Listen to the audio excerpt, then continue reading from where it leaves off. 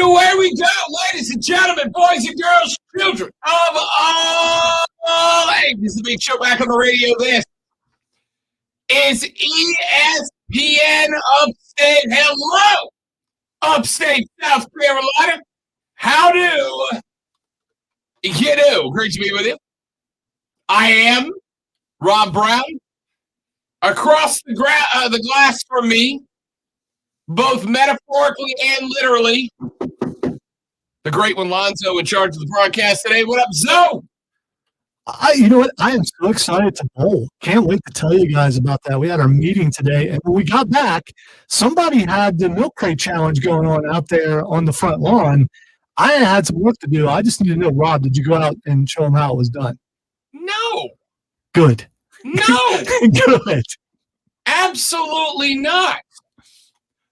I don't know who it was. I don't know why they were doing it. But a couple of things. Number one,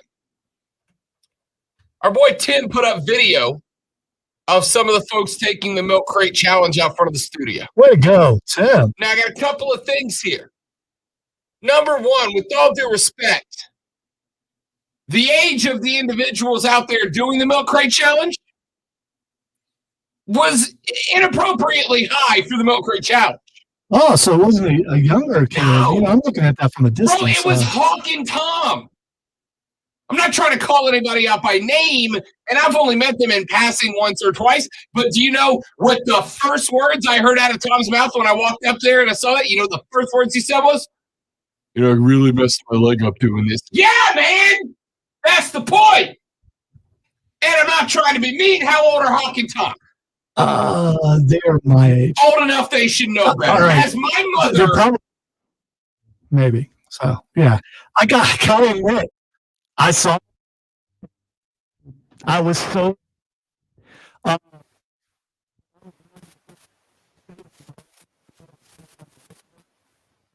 like to pick them up and throw them at traffic, and that would have been bad. So, no, I did... I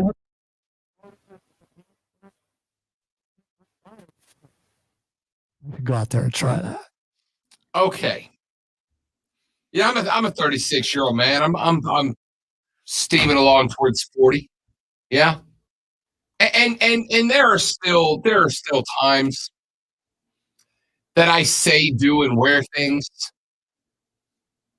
that the important women in my life occasionally have to grab me by the shoulders and go, "How old are you?" One. Again, yeah. Yeah, please don't do that. But the point is, there's an age. There is an age where you have to go, you know what? I don't need to be taking the milk crate challenge. All right? I'm trying to see who that is that took it. Here's the second thing. Lonzo, you know, one of the things that we have tasked to us as a responsibility is to help build the brand, both of the station, the show, and ourselves, right? And sometimes when there's an opportunity to do something that we can get some mileage out of on the old inner tubes, we got to do it, right? Like we do Facebook Live videos and we go places and you know, if we're in a place that has a hot wing challenge, we may not love it, but we got to do it. To build the brand, hashtag build the brand. So glad we haven't been in a place that has that yet. Correct. Because I would suffer for weeks. We got to build the brand. That's how the game gets played. Lonzo, I got to tell you, there's nothing I'm going to do that builds the brand that I've seen people go to the hospital over. All right? It's not happening. Now, the hypercritical side of me is this, Zoe. If you are going to do the milk crate challenge, the correct height is 7 to 10 milk crates. They did 5 in the middle. Well, the other thing, 60s. Well, kid, that's a grown ass man. I don't know who it is. Turn that screen again. If you can figure out who that is, I can't tell. But when I went out there earlier today, that's Hawk. Is it? Yes. When I went out there earlier today, the grown ass men doing the milk crate. for him. I mean, yeah. Bro, that's the equivalent of dunking on a 6-foot rim. Like, okay. Nope.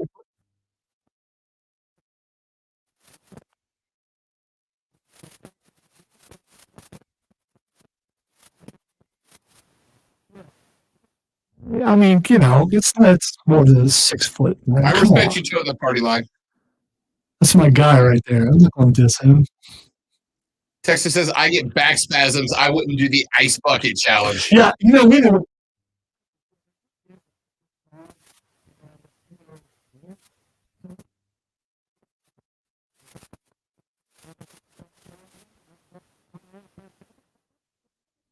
I did that one. You know why? Because you know what the worst thing that happens with that one is? You're cold for a second. All right. Let me take you back to the winter of 1986. There's snow on the ground. I am pledging to the fraternities A to 5. One of the things you had to do was lay on the ground with your shirt in the second story window on you. I did that. I'm not doing that ever again.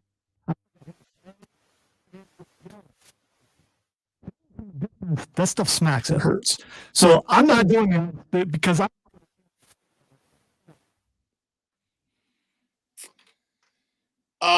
not walking milk crates ever. I have watched the videos of milk crate challenge going wrong on the internet. And I don't understand why people are. Out of the four of us here on ESPN Upstate, Mark Ryan could do this. I have no doubt for a second Low center of that gravity. Mark Ryan.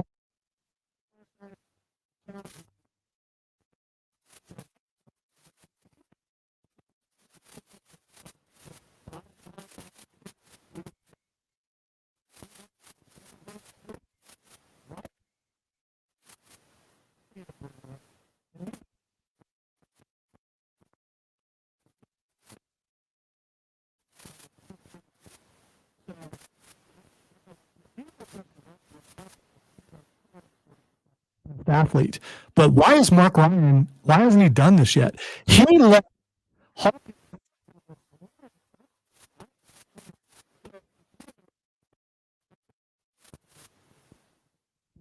make sure you let Mark Ryan know that you want to see him do the milk crate challenge.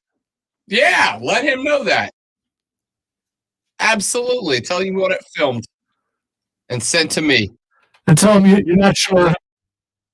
Some guy was wrong. Some guy. Lunch breakdown. Let's do lunch. This is a very nutritious lunch. All the food groups are represented. You guys are here. What in the wide world of sports is going on here?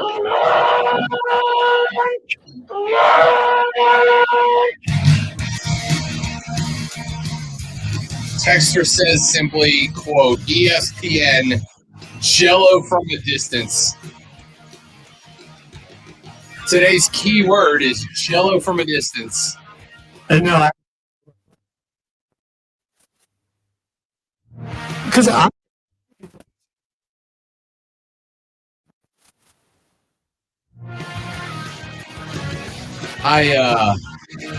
was also in a fraternity, Lonzo, and nobody hit me with Jello from a distance. well, I'm not saying that fraternity was better. Apparently, or however you want to look at it. I think our hazing ritual was we had to build a campfire for the rest of the brothers, and then we all drank whiskey in the woods. I like mine better than yours. My hazing was different because I didn't drink, so they had to be more inventive for me. Jello from a distance. Yeah, well, other people got that too. We had Jello at ours too, but it had vodka mixed in it. See, I also got lucky because we had a pretty good soccer player. He was like all country, whatever, but he was my buddy, and he also hit me with warm water after the cold water. So, it's good to know people. Jello from a distance. Item number 1 on the lunch breakdown. I guess this is one. Jake Paul beats Tyron Woodley via split decision in a cruiserweight fight. The YouTube sensation won 77-75, 75-77, 78-74 in the main event at Rocket Mortgage Fieldhouse. The former UFC welterweight champion had several good punches. At one point, wobbled Paul with a big right hand. But then, because he wasn't trying to win the fight, he was trying to sell a rematch. He stopped throwing punches, and Jake Paul or Logan Paul or whatever Paul it was won the fight.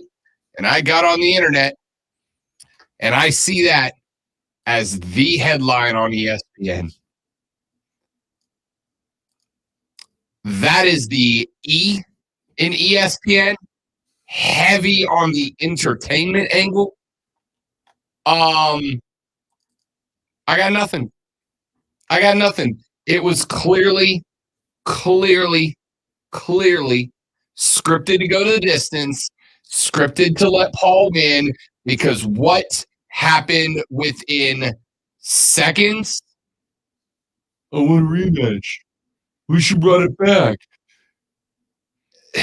When will that get old, running it back? It's been a thing for a while. When will that go away? With the freeze? Yeah. It's welcome. I'm sorry. Nobody's getting off your lawn, Lonzo. No. Run it back. It's just what we say now. I want to know what the next new thing is, because I missed out on this one, so I want to get in early on the next one. Like every Paul fight, it's just going to be rematch. That's the new thing for boxing, I guess.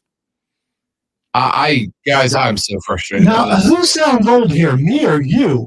You got your hat pulled down low. You're all upset about MMA guy. I mean, come on. It's put boxing in the limelight again, something that it hasn't been. No, it sure it has. There are kids out there. Content creation. There are kids out. No, that's the problem. They still don't know about boxing. They know about what the Paul brothers are doing. Yes, and I know back in your day. Back in my day, boxing was boxing. And boxers did it. Rock, YouTube. Rock and okay. Glory days. You're not going to sing that song, are you? I thought about it for a second, but I'm not in a good enough mood. Texter called it a, quote, dumpster fire fight. I would be more entertained by an actual dumpster fight. I'm just curious how the texter would know. Did you actually buy the fight? No, most people that I saw pirated it. Okay. Most people I saw pirated it. I'm not. I realize that's illegal and everything, but I wouldn't even pirate that fight. I mean, come on. Thank you. Would you grab me clip 2? I didn't plan on doing this here. I was going to bring this up later. But in case you didn't believe me, here's what Woodley sounded like, and here is how the post-fight breakdown went for your listening displeasure. I knew he can take a punch, but the fact that one judge gave me 2 rounds is laughable. No disrespect, but the Fury fight, me and Jake need to run that back. So you want an immediate rematch? Is that of interest to you? Off the top, I want an instant rematch. Nobody gonna sell a pay-per-view like we did. The Fury ain't gonna do that. Of course I want a rematch. I feel like I won the fight. I feel like he was tough. I hit him. The ropes held him up. I landed more power shots. When he threw the shots, they were hitting my glove. When he landed a clean shot, which he did, he landed clean shots. And I knew he had heavy hands. But I didn't hit the ground like his other opponents. I walked him down and I landed back. So let's run it back. Does that interest you, Jake? Hey, look, of course he wants the payday. Of course you want the payday. You had the fight. I don't want the payday. I want to fight. You had your opportunity. So you don't want to fight me again? Hey, we moving on. I do. Hey, you old news, fam. You had your chance. Logan. You had your chance. Call back. You had your chance. I was nothing but respectful to you right now. You the one that got wobbled, almost sent through the rope. If these ropes wasn't 7'2", you would have went through the ropes. I landed the power punches. You missed. Hey, if you get the tattoo, you're not scared of running back. If you get the tattoo, I love Jake Paul. Let's run it back. Bet. Let's go. Bet. Deal. Make a bet. Deal. Bro. Get the tattoo. We'll run it back. Right now, tonight with Tattoo Baby. We got the tattoo artist right here, so you ain't going nowhere. Tattoo tonight. Wipe the sweat off and shave that leg, because I'm putting I love Jake Paul on your leg, and then we can run it back. That's boxing, huh? I found that fairly entertaining from a certain degree, because You really, really, really, unless you're getting paid under the table, want to fight someone really, really, really bad if you're willing to put a tattoo of "I love Jake Paul" on your wherever. His blanking leg, apparently. Okay. And the rings, the ropes are like 7'2" if you're only 4.5 feet tall. Woodley, His fight against Jake Paul, apparently. No, those actually the ropes were actually surprisingly tall. Like they really were. really? Yeah, they genuinely were. Like I said, I saw. That's all I saw. I saw. When you put together a highlight package, you're going to find what you consider highlights. I saw Jake Paul getting some good shots in. I also saw.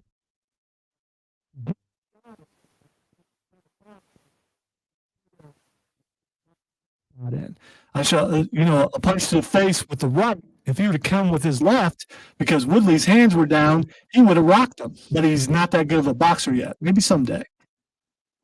Woodley didn't throw punch after punch after punch that he should have. Just as a boxing guy, as a guy who's been around the sport, as a guy who's watched it, as a guy who's worked in it, I have seen the highlights of that match because I knew at some point it was going to come up, right? I despise it. I hate it, but I think it was too big not to talk about. There were multiple spots where Woodley could have thrown punches, could have thrown power punches, and it just didn't. You know what it felt like to me? It felt just like the Mayweather-McGregor fight. Two guys trying to make it to the end of the fight to sell another one. Items number 2 and 3 on the lunch breakdown when we come back. If I do my job well, that'll be the only discussion about the Paul fight today. If I do my job well. Also, that was now going to be taken as a personal challenge to Lonzo to bring it back up later in the show. I warn you. A more excited version of the Rob Brown Show gets next. I'm Rob. He's the great one. This is ESPN Upstate.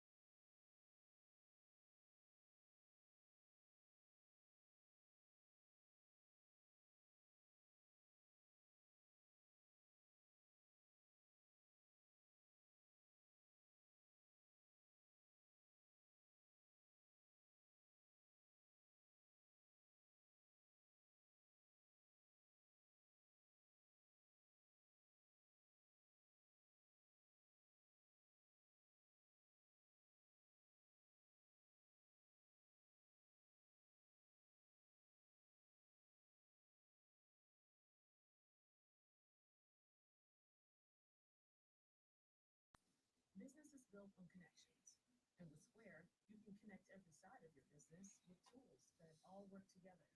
From your customers and your sales to your staff and your schedules, everything is in sync. So you can get a head start on shaping what's to come. See how Square can help connect every side of your business by visiting square.com/go/connect. That's square.com/go/connect.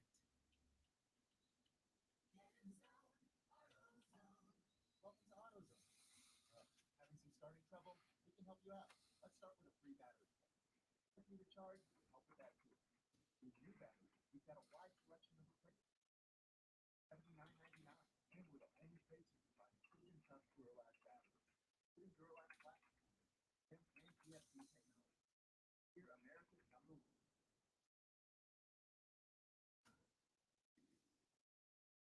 This report is sponsored by Mattress Firm. Get a king bed for a queen price at Mattress Firm. Save up to $500 during the best Labor Day sale ever on top-rated brands like Sealy and Sleepy's. Plus, get a free adjustable base when you spend $6.99 or more. We're trophy hosts. Sorry, trophy.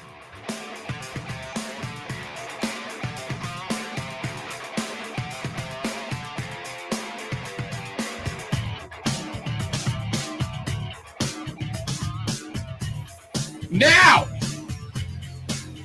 let's have more fun than we did to open the show, did we? Lonzo, the dystopian nightmare. I'm doing the opposite of the Mets players. Oh, you're anti-biasing. No, because we love. What a stupid thing to be mad about from those from the management. So if you don't know what we're talking about, and we are going to talk about 2 and 3 in the lunch breakdown, but I'm glad you brought this up. I actually had this up on the show prep for later.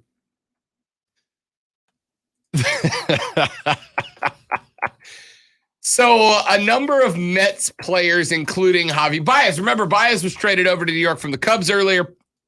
The Mets earlier in the season were way up on top of the NL East standings and have now slipped way back. They are 3-7 in their last 10. They are now a full 7.5 games out of first place, a full 3 games behind the Phillies for second.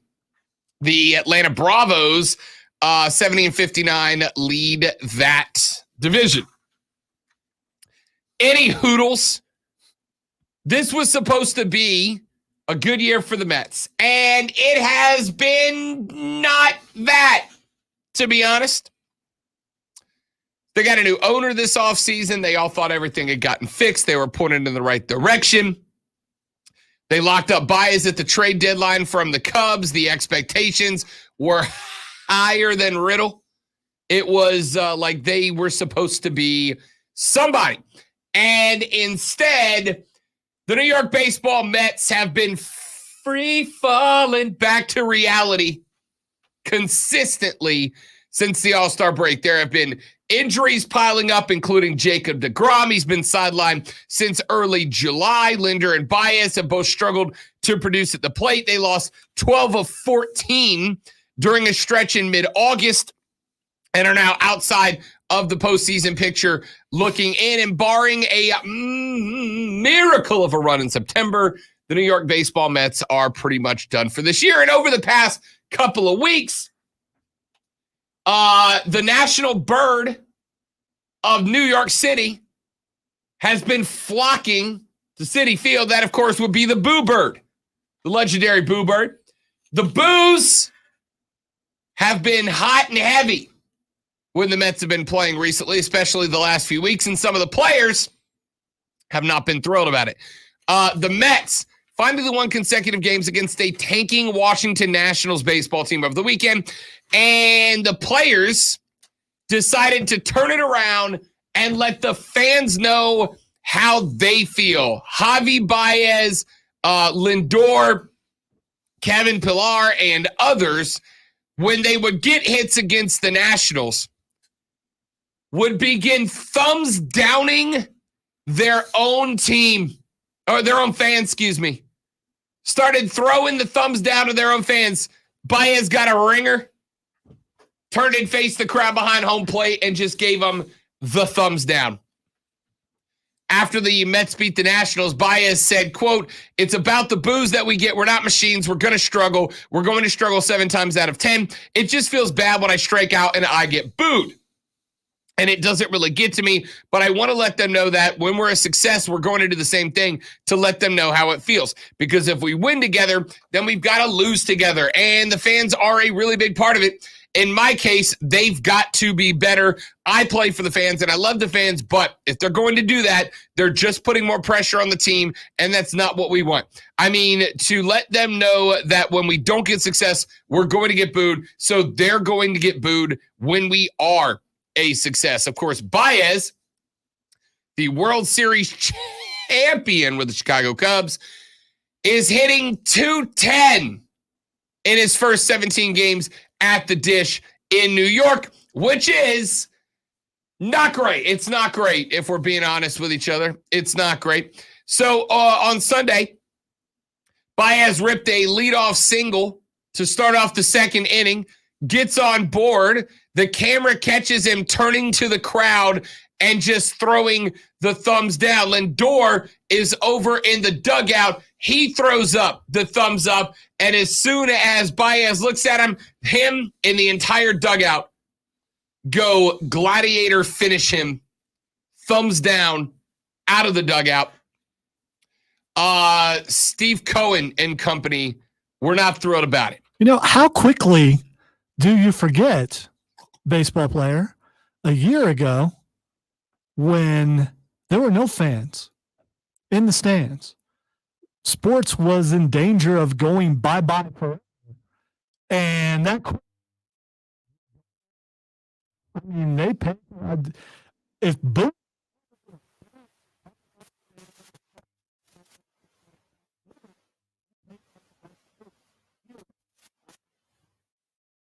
it's kind of ridiculous. I'm getting mad at this stupid fight again. By the way, those are not 7-foot ropes. I didn't say they were 7 foot. I said they were tall. How tall? Those are tall ropes, though. How tall? Like 6'2", dude. And those ropes are at his neck. Those are tall ropes. Where? How? What? No, I said no, Lonzo. I said no. You did it. Usman tweeted out the facepalm emoji after the fight. Turns out I'm a big Kamaru Usman guy now. All right, so president of the Mets, Sandy Alderson, issued a statement. Like, it seems like the thumbs down discussion's boring now.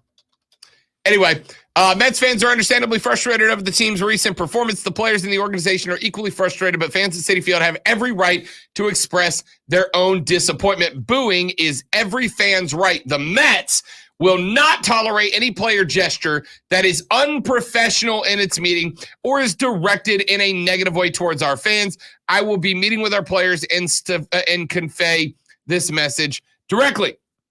Steve Cohen has sent out a couple of tweets recently, including one that said, "I miss the days when the biggest controversy was the black jerseys," end quote.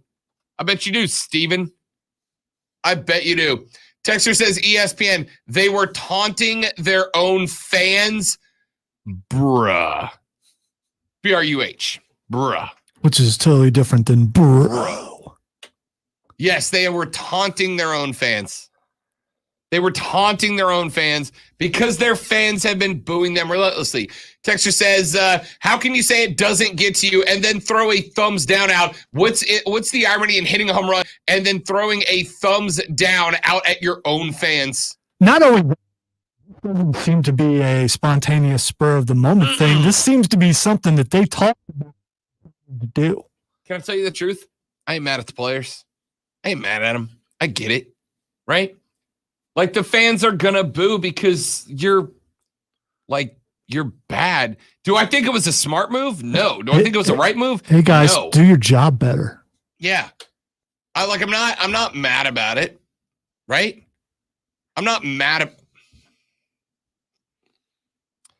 There's a texter, and I'm going to give you credit, texter, because you sent this text knowing it would piss me off and tank my segment. And you're right.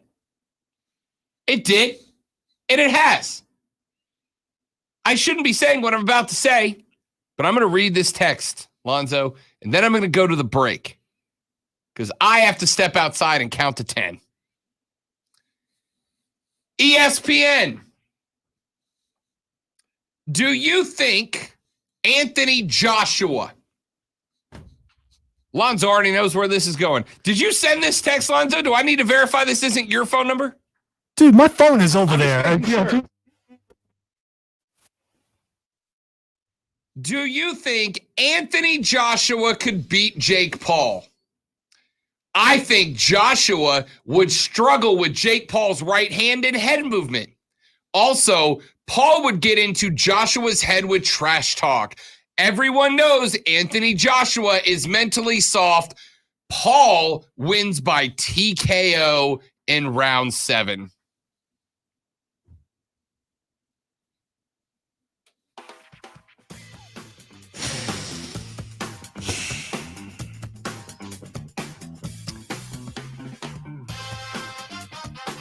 Woosa. Woosa. Let's take a break so I can recover from the dumbest take that has ever been taked on this radio program. And I've said some dumb things. I'm going to go in the hallway, count to 10, think about puppies, and come back to talk college football on the Rob Brown Show and ESPN Upstate.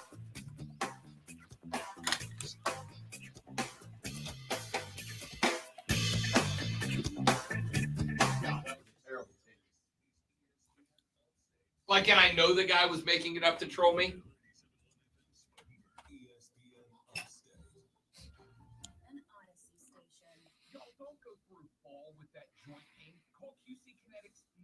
Regenerative solutions are here, bringing lasting relief from joint pain with no downtime, no surgery, no steroids. QC Kinetics uses natural biologic therapies that restore and repair damaged tissue in your knees, shoulders, hips, and back. And patients here are raving about the results. Listen, you don't have to live with that chronic pain. And don't think surgery is your only option. Call QC Kinetics now and learn about these exciting natural alternatives. Hey, you've heard football legend Emmitt Smith talk about QC Kinetics? Well, now it's time to see what it's all about. Fall is the time to enjoy life to the fullest. So Don't tell Rob, but I know who sent that. Which I find pretty funny.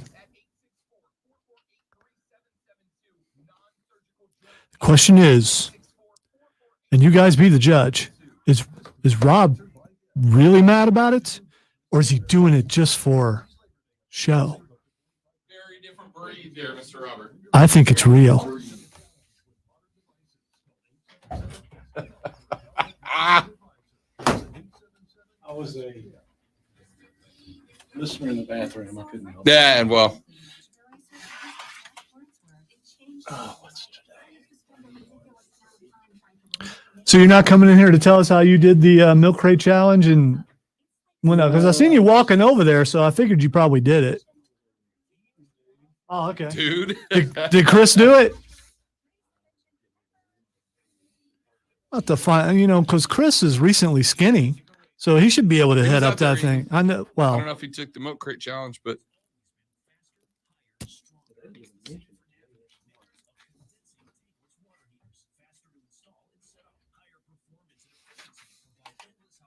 Yes, I got a call from Drew.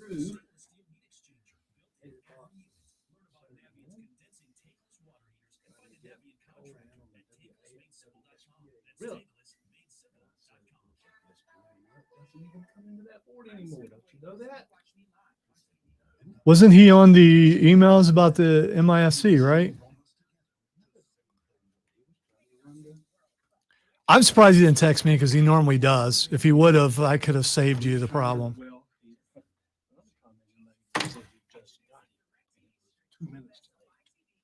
Who, Drew? Well, in his defense, he's getting off of work at his other job and coming straight over here, and he could have hit some traffic.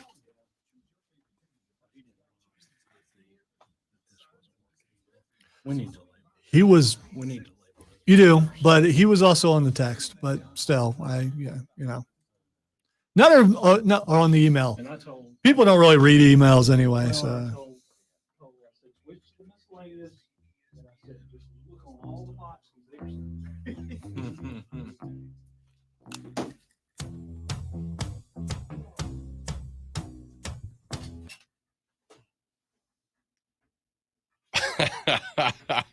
Walking down the hallway, and our producer, Mr. Robert, is walking out. engineer, you're still you're just really What'd I say, upset. You called him producer? producer. I'm doing him in my own head now. Yeah, all right? you are. I got absolutely sniped by a terrible, no good, very bad tweet a second ago, and it's been all downhill ever since. All right. 844-477-3776, 844-GSP-ESPN. Text us at 71307 on the Ingles Market text line, 71307 on the Ingles Market text line. Football is what I fully intended last segment to talk college football. Lonzo brought up my favorite story of the weekend, which is the New York baseball Mets thumbs downing their own team, which is absolutely incredible. And the fact that, like, the owner and the team president are having to get directly involved. Unreal. I love it so much. Or they say they're going to. True. We're going to have a meeting. We're going to discuss this. True. I got nothing, man. I got nothing. What an absolute hilarious story. But Lonzo, I don't know if you know this or not, but it's week 1 of college football, my dudes. Week 1, we had college football. Yeah, they call it week 0. Week 0 thing is so weak, no matter what level of football. If it's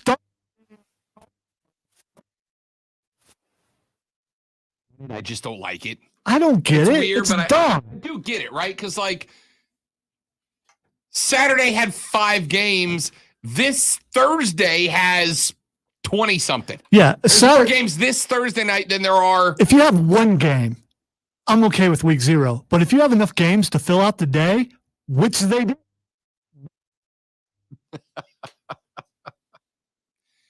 Can I go on the record and just say, I know there are some teams that we like in the area that have to rebuild, that are in the process of rebuilding. I know there are some teams throughout the ACC and the SEC that are continuing to rebuild. I'm looking at you, Tennessee. I'm looking at you, Florida State. I'm looking at you, to some degree, South Carolina. What year is it when you don't have to say Tennessee's rebuilding? I believe Tennessee's got the resources to get back to being a contender. They got to find themselves the right guy, the right quarterback, the next Peyton. Tennessee's got the. You ever been over to Tennessee, to Knoxville, Tennessee? I have been through Knoxville. Yes. Knoxville, Tennessee is a place that can have a successful college football program. Tallahassee will come back. Knoxville will come back. You know who I'm giving up on? Lonzo. How about the Nebraska Cornhuskers, man? Scott Frost and his boys are in a bad way, dude. I completely disagree. I watched that entire game. That Nebraska defense was awesome in the beginning. Nebraska doesn't have a coaching problem. Nebraska has a quarterback problem. The mistakes were made by that quarterback. Also, what some may consider a horrendous call when they have momentum going, as far as the taunting and the supposedly roughing the quarterback, which was not roughing the quarterback. Dude's head was up, went into his chest. It was nearly the outside would have been better, yes. But Nebraska, I recorded the game and I heard all this. Okay, it's because of who beat them. It has nothing to do with how Nebraska played, but people seem to forget who's the coach of that team on the other side of the field. Someone who's Won before everywhere he's been, including in the Big Ten. Everywhere. Now you got to look it up to see if I'm right. No, because Brett Bielema has not won everywhere he's gone. He didn't win in the SEC. All I can say He sucked in Arkansas. is don't sleep on Illinois. Let me phrase that. And if he won everywhere he went, he wouldn't be at Illinois. In the end, what it comes down to is not beating Ohio State. But still, no, I thought Nebraska's defense, I think they got time.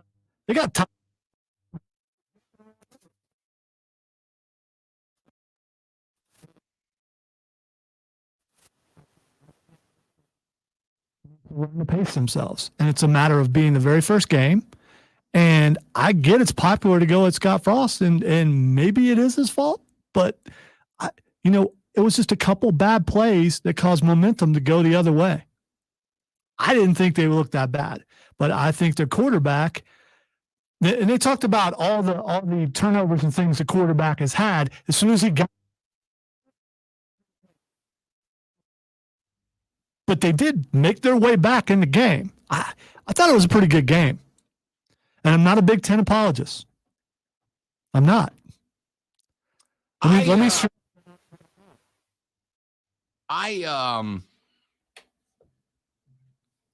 and I'm not being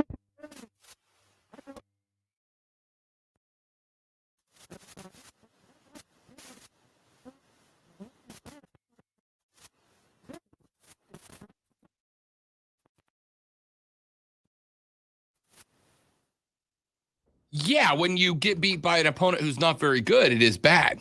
That is correct. Illinois is not an opponent that hasn't been any good. How can you judge them on this year? I don't think you can. So I mean, subjectively, you get to week 4 or 5 and they lost. Then is it Texas, that San bad? Antonio, Virginia, Maryland, and Purdue in week 5. Illinois will be 4-1. Then they've got Charlotte, Wisconsin. There's a loss. Penn State, that's a loss. Rutgers is a toss-up at Minnesota. At Iowa, that's a loss. Northwestern, they're good. Toss-up game. They'll be 8-4. They'll be 7-5, 8-4. Yeah, more than likely a bowl game in the future of this team. Yeah, I don't know, man. And keep in mind, and I guess this is the part we got to make sure we throw in there as well. All of this is like literally days after Scott Frost and his Huskers got put on potential blast by the NCAA for cheating, right? What was it like? Was it even last week? It was last week, right? It was last week that Nebraska got put on blast for a number of violations under Scott Frost. Brett McMurphy sent out a tweet that said that Nebraska are, quote, under NCAA investigation for improper use of analysts and consultants during practice and games, of moving strength workouts to off-campus locations so folks on campus wouldn't see them during their dead period. McMurphy alleges that there is, quote, significant video footage of practice violations, et cetera, et cetera. And also Nebraska is not very good, right? Like, I guess that's my thing, Zoe. If you're going to cheat, you better be good, right? Like, if you're going to underinflate footballs, you better go win the Super Bowl, is all I'm saying. The things that I heard going into watching that game, like I said, I didn't watch it live, I recorded it, made it sound like it was the worst coached team in the history of college football. Those guys didn't come being called wrong and things like that, and I didn't see them. So I think there's a lot of exaggeration going on, and I'm not a Nebraska apologist. I'm not a Scott Frost apologist, but I'm not going to judge them on one game.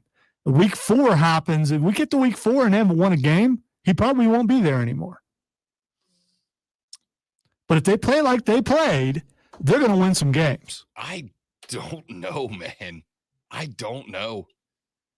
They got, who is it? Fordham coming up this weekend. Buffalo. Then they're at Oklahoma. They are going to eat a fat L. They're at Michigan State. They're going to eat a fat L. Northwestern toss-up if I'm feeling generous. Back home for Michigan, fat L. Minnesota's a toss. Purdue's a toss. Number 4, Oklahoma State, fat L. At number 12, Wisconsin, fat L. Back home for number 18, Iowa, fat L. Lonzo, Nebraska might make a bowl game. Might make a bowl game. Might. I think 5 and 7. So do you?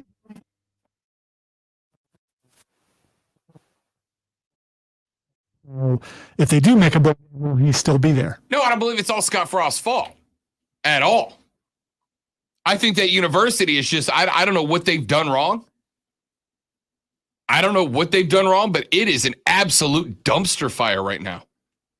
The problem is, what if I said every time we talk about teams that are trying to pull themselves up out of the well? I don't look for greatness, I look for improvement. I don't see, I didn't see a markedly better Nebraska football team than I saw last year. I didn't see that. And I wonder if Scott Frost, maybe he's just not the guy. Maybe they misfired here. Let's take a break. We'll look through the rest of week 1. Coming up in 10 minutes, Corey Diaz from the Greenville News going to join us. We will preview South Carolina's week 1 game coming up soon on the Rob Brown Show on ESPN Upstate. Rosemont.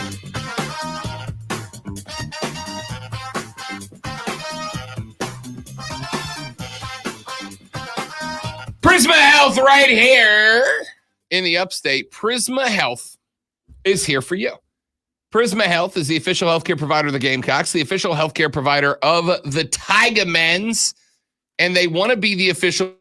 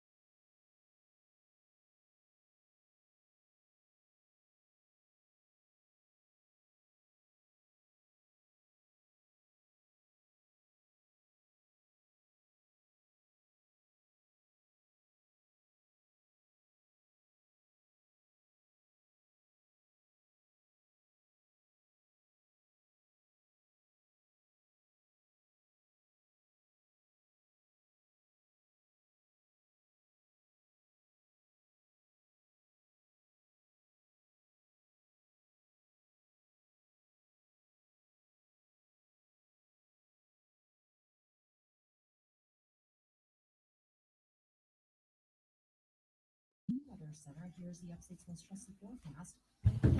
Upstate. Mostly sunny skies this afternoon, a high around 94. Tonight, mostly cloudy, low 72. Tuesday, possible showers and storms, cloudy skies, a high of 86. And Wednesday, another chance for rain showers, a high of 84. I'm meteorologist Jennifer Luchitz on ESPN Upstate. Currently, it's 86.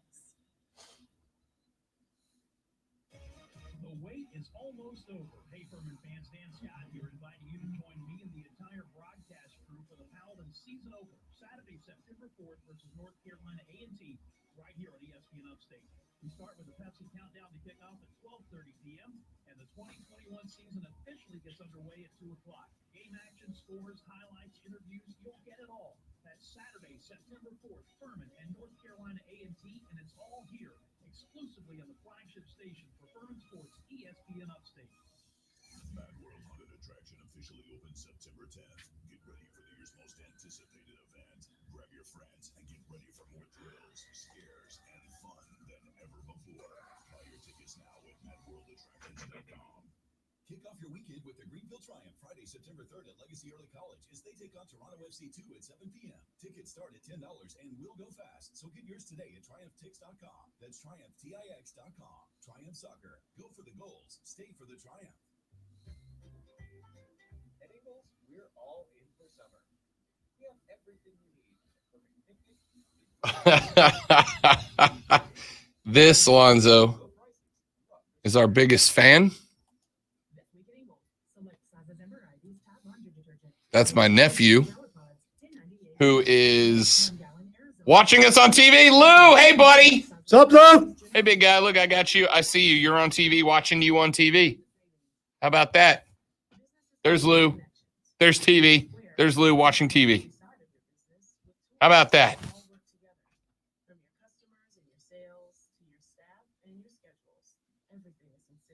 Look at that guy. Look at that guy right there. I like your haircut. You finally got a haircut, man. Look at my dude.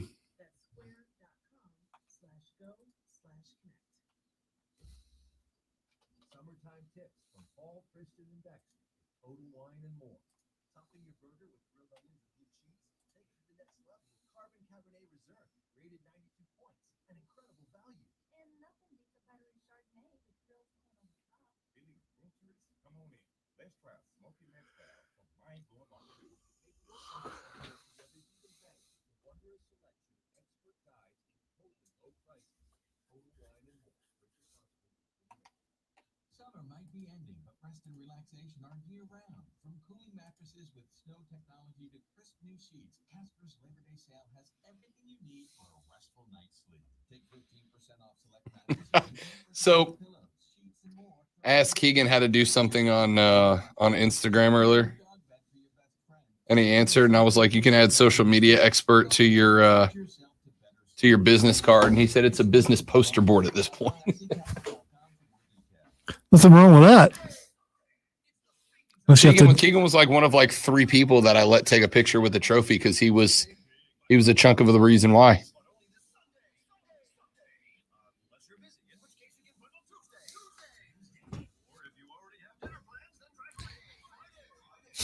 Lou, did you fall down and hurt yourself, buddy? Why is it so bright? Oh, the TV. He's just very excited that he was on TV, watching himself on TV. Yeah. My mom said he started cracking up laughing. You nerd.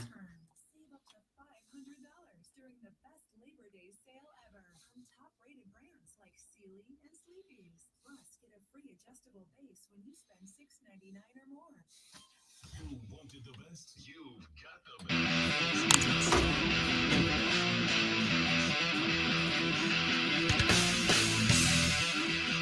All right, wrapping up hour number 1. Texture says ESPN. I think Auburn has one of the better chances for a rebuilding team. Brian Harsin has changed the culture faster than I've seen in a while. Do you remember the story I told you about Brian Harsin last week, Lonzo? Brian Harsin is the football coach who has told his players at Auburn that elevators are for injured players only. Winners take the stairs.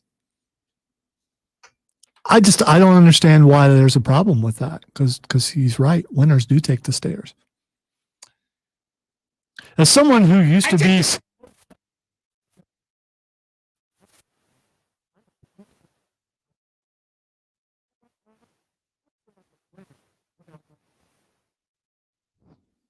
We have hardware to prove that.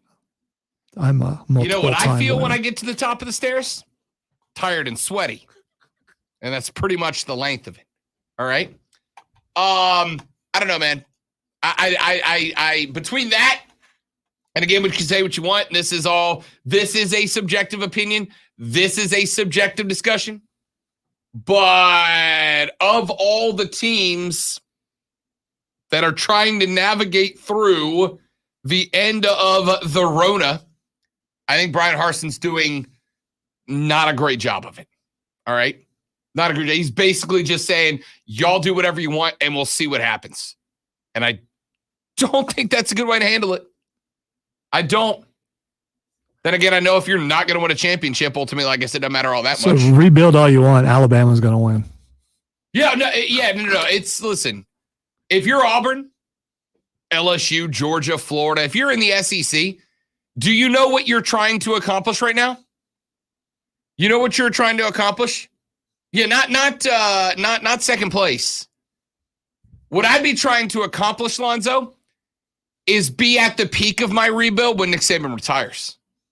I'm trying to get my best educated guess about when old Saban's going to call it.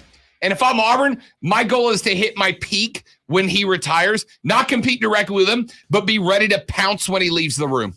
Who goes first, Saban or Tom Brady? Brady. Saban strikes me as one of those guys of when I'm done coaching, I have nothing else. Like him and Miss Terry would drive each other absolutely bananas. Absolutely cuckoo bananas sitting around the house. Bananas. Corey Diaz after this on the Rob Brown Show at ESPN Upstate.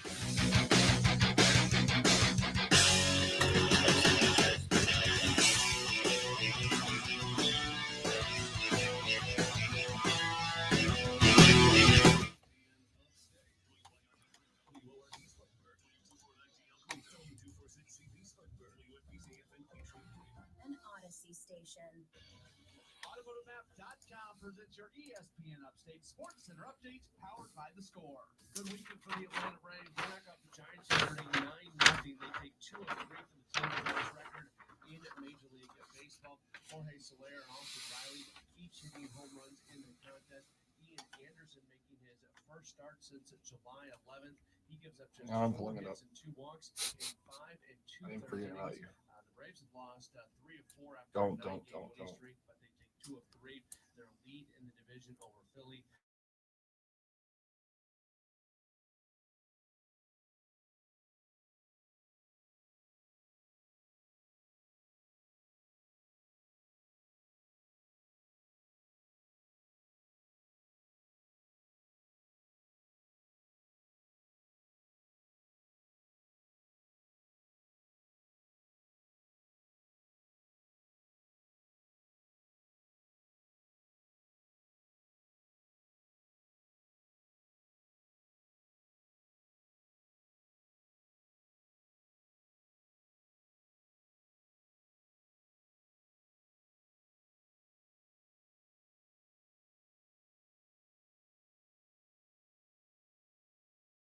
Thinking, all right, I'm going to go scare the goose. The goose runs at me. I close the door, and the goose starts slamming its head against the door.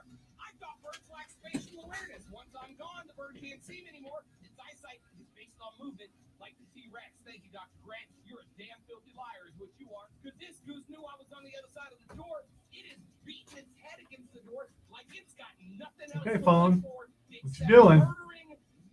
Things are spinning, nothing's happening.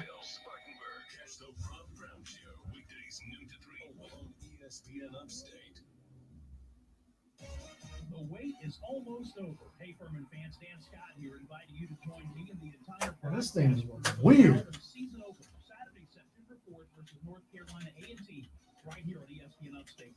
We start with the Pepsi countdown to kick off at 12:30 p.m. and the 2021 season officially gets underway at 2 o'clock. Game action, scores, highlights, interviews, you'll get it all. That's Saturday, September 4th, Furman and North Carolina A&T, and it's all here exclusively on the flagship station for Furman Sports, ESPN Upstate. Hey, Corey, this is Alonzo, Rob Brown Show. Nothing much. Hang on, get you right on. Yeah. Weird phone.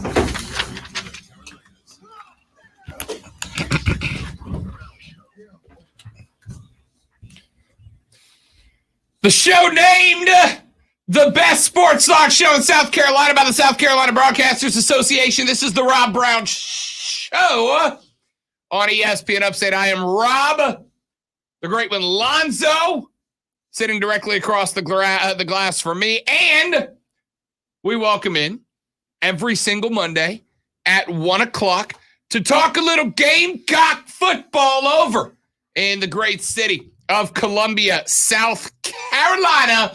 He is one of the newest members of the Upstate. He's been here like 8 weeks now, right? Like he's one of us. From the Greenville News, Corey Diaz joins us here on the show. Corey, happy Monday, buddy. And more importantly, Happy week 1, my guy. Yeah, man, it's party time. Let's go. I'm ready. I'm excited. Love to hear it.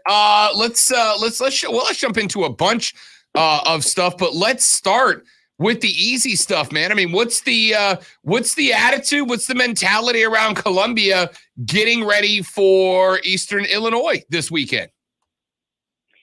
Yeah, man. I think we talked about it the first time you had me on a couple of weeks ago, man. But again, I mean, it's just just electricity, buzz, just nothing but juice. Here in town. Shane Beamer he's going to be coaching his first game as South Carolina's head football coach, man, and again, just a guy that's just completely won over the fan base, man. I think everyone's really excited to see what the product is officially going to look like on the field after going through, what will be come this Saturday, a month of fall camp and, a couple of months of an off season of a talking season going around the state, going around the Southeast, I think people are ready to see what this South Carolina football team looks like under Shane. So, Corey, a number of years ago, I was doing radio down in the Florida Panhandle when Willie Taggart got hired to come coach at Florida State University. And there were a lot of similar feelings, right? Everybody was excited, young guy, culture change, yada, yada, yada. And out we come for week 1 with Willie Taggart and the Noles. And they're wearing black helmets and they're swag surfing on the sideline and everybody's hype. And then Miami beat the hell out of Florida State that night, all right? I mean, absolutely dog-walked FSU. And the luster came off the Willie Taggart era in game number 1. How important is it for Shane Beamer to avoid that, to come out and to show up with a decent football team on Saturday?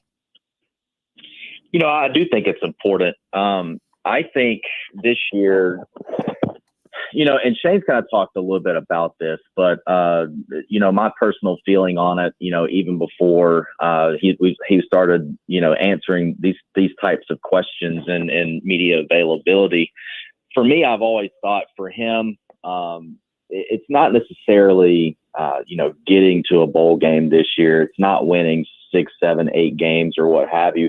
I think the most important thing for this football team to do under Shane in his first year is to just show that growth and that improvement. Going out there and looking really lackluster against a far inferior team this coming Saturday, I personally don't think it'd be the best thing, the best way for him to start his era off. I think it's going to be really important, for the team to jump out early against Eastern Illinois, man. I mean, it's David versus Goliath, and they're the Goliath in this situation, and they really need to take that persona and that mentality and that attitude on Saturday. And, and they really need to establish some early momentum. A lot of these guys that will be playing SEC football for the first time, they'll be playing in their first games as a South Carolina Gamecock for the first time on Saturday. One potentially at quarterback. We still don't know yet, but I think these guys need to see some success early and to establish that momentum against a sneaky week 2 game, on the road next weekend. Yeah, I was looking at that, and it's one of those things that I don't believe you can have a trap game, Corey, in week 1, right? Like I think if you are doing it right, and you mentioned week 2, we got East Carolina in week 2. That's a pretty good Pirates team, and then Georgia just around the corner, by the way. I mean, you hate to say you're looking 2 weeks ahead, but maybe you do. That being said, look, Eastern Illinois is known for throwing some pretty good quarterbacks out there, for having some quiet, good offenses here and there. If Shane Beamer's going to get this thing started right, to me, Corey, I need my guy to come out, and I need to have this team running efficiently week 1. We'll worry about week 2.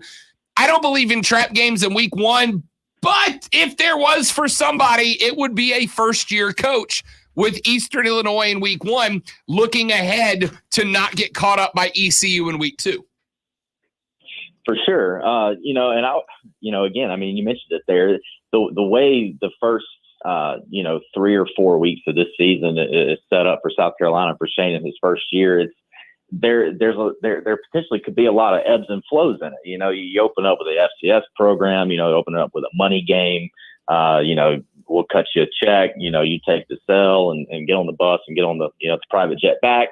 Then you go on the road, to a group of 5, which is something you don't really see a whole lot, right? You don't see SEC schools or Pac-12 schools go on the road to group of 5 schools and play at their place.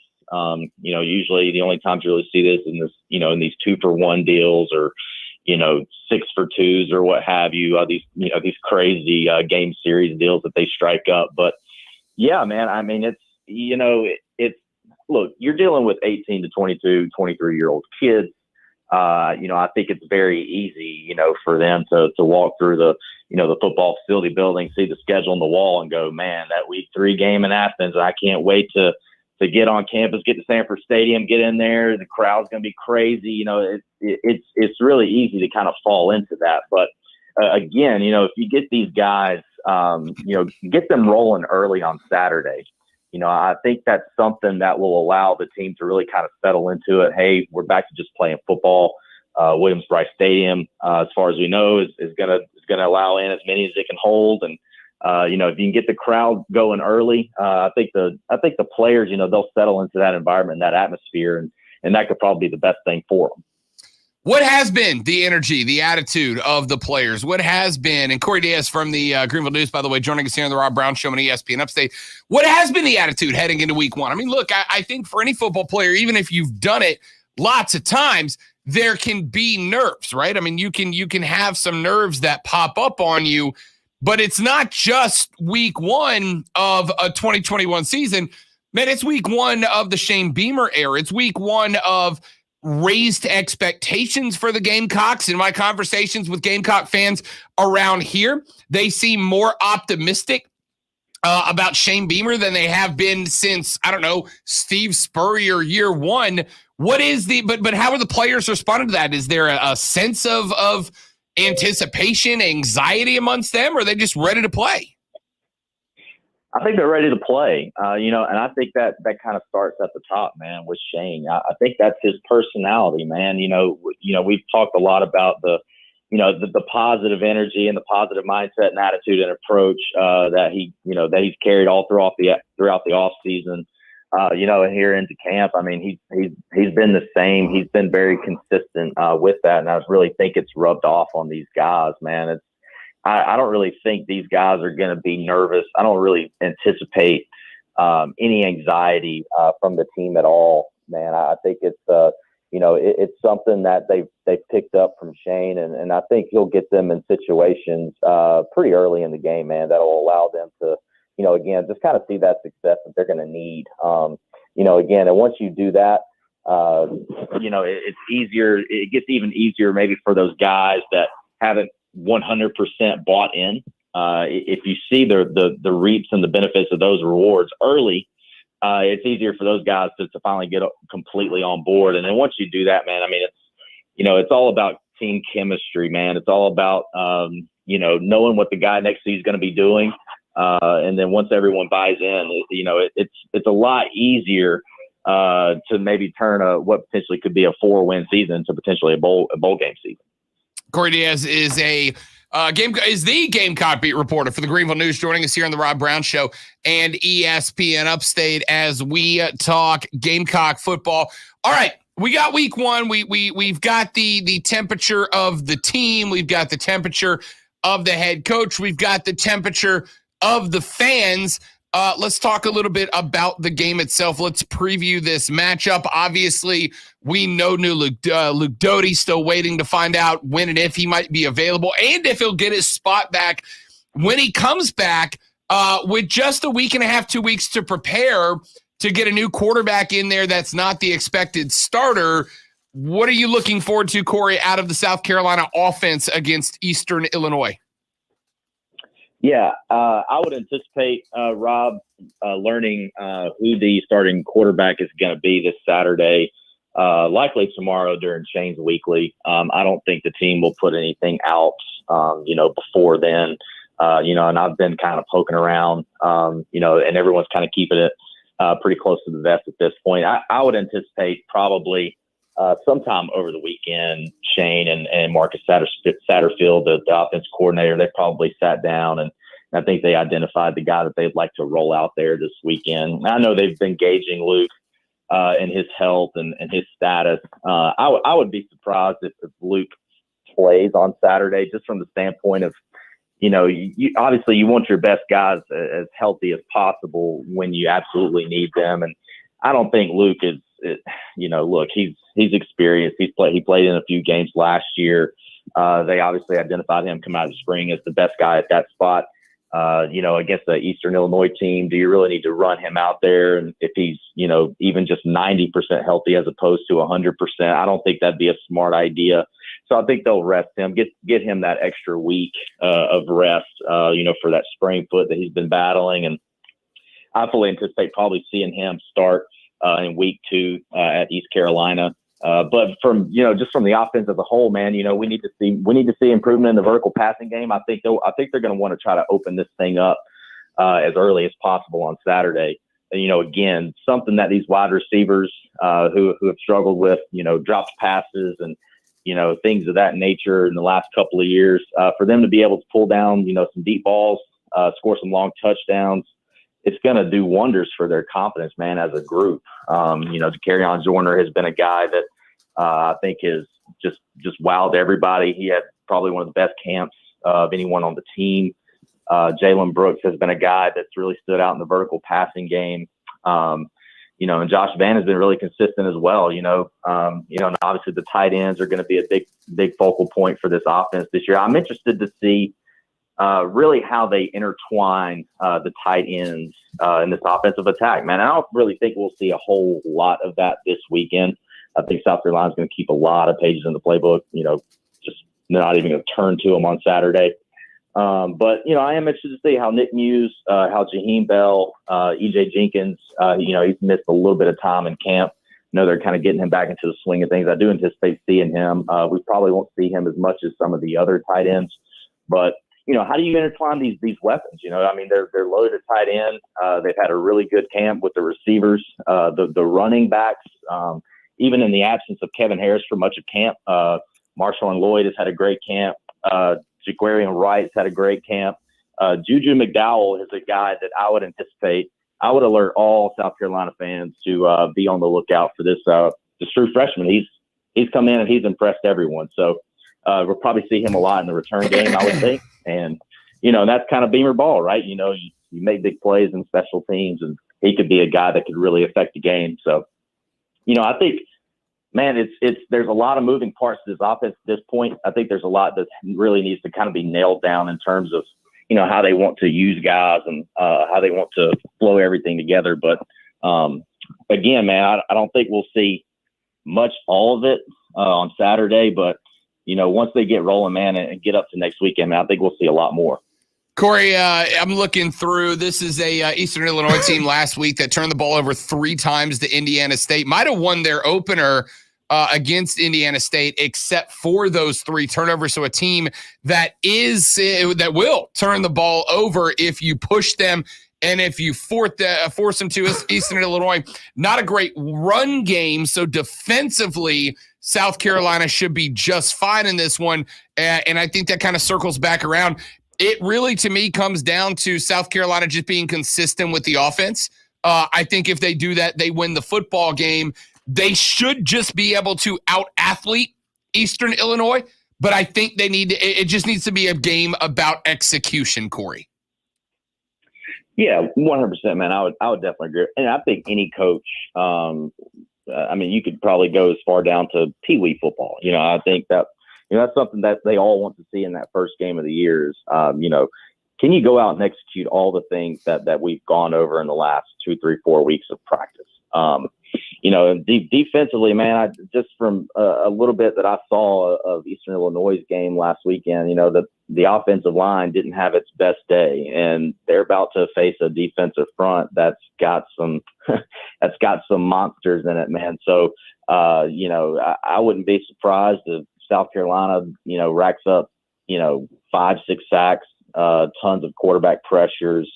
And again, there's going to be some inexperience in the defensive backfield. So if the defensive line can disrupt what Eastern Illinois wants to do in terms of their passing attack, it could be a situation where these young defensive backs or these guys getting their first career start at South Carolina, via the transfer portal or what have you. You get those guys to pull down an interception or two. I mean, again, it's all about, like you said, Rob, it's all about executing what they've been going over, but it's also about really, really setting the tone and establishing some momentum. I think if Shane and his staff can get these players, in the right spots to make plays, I really could see it snowballing to where, again, we've kind of talked a little bit how, the game next weekend is kind of a potentially sneaky trap game. But if you've got some really good momentum coming out of this, if you beat Eastern Illinois by, 30 points, they probably could, be taking the South Carolina football team on the bus up to Greenville next weekend and probably be a team that's, got more self-assurance after that game on Saturday than maybe what it's got right now. Corey, final score prediction in this one. We'll break the whole thing down on Monday. I'm liking Carolina in a big way. I haven't actually even seen a line published on this game. I don't think Vegas is publishing a line on this one. But I got to think if Shane Beamer is as advertised and if he's got the mentality of this team right heading into this one, which is really A, my only concern, and B, what I'm watching to see, I got to think South Carolina ought to walk away with this one pretty easily. Yeah, I easily see a 28 to 31 point game. And I think with the odds thing, I've had some conversations with some of my fellow beat writers, and I think it could be a situation of they don't know who the starting quarterback's going to be, so Vegas may not know exactly where to set the line. Maybe there'll be a line for this game Tuesday night. I don't know. Maybe they just don't even touch it, don't even worry about it. But that's kind of been the thought process in terms of why there's no odds and no line on this game so far. But because there's some other games that's got SEC schools playing FCS, and they've got lines for those, so we couldn't really figure that out. That was the only misnomer there, so I guess that makes sense. But yeah, man, 31 points. I could easily see South Carolina going up big early. The thing I'm kind of a little interested to see is they go up about 3 or 4 scores. How does that change, kind of what they do in terms of the attacking mentality offensively? Do they still try to keep their foot on the pedal, or do they kind of let off a little bit? It's going to be interesting to kind of see those types of, coaching characteristics kind of reveal themselves, as games like this, go on. So, but yeah, man, I've got South Carolina big. Willie B is going to be rocking on Saturday, man. It's going to be just an incredibly festive atmosphere. I'm excited to kind of experience it for the first time, man. Obviously, I'll be in the press box. I hate that I won't be kind of in the environment per se, but I'm excited to really see, man, what it's going to look like, what it's going to feel like. From what I have been told, Corey, it is one of the most underappreciated game day environments in all the country on college football game day. So, look, we may have to go 2 segments on Monday, one to talk about the game and one to talk about your first game in Columbia. Corey Diaz, beat reporter for the Gamecocks for the Greenville News, joins us every Monday. And a week from now, when he joins us, we'll be breaking down Carolina's first game under Shane Beamer. Corey, my man, always good to talk to you, brother. We will talk to you in a week, partner. Sounds good, man. Appreciate you guys. Y'all have a good week. You got it, partner. Will do indeed. That is my guy, Corey Diaz. He's the Carolina Gamecocks beat writer for the Greenville News and our go-to for all things Gamecocks football. Quick break. We're back after this on the Rob Brown Show. This is ESPN Upstate. Golf cart.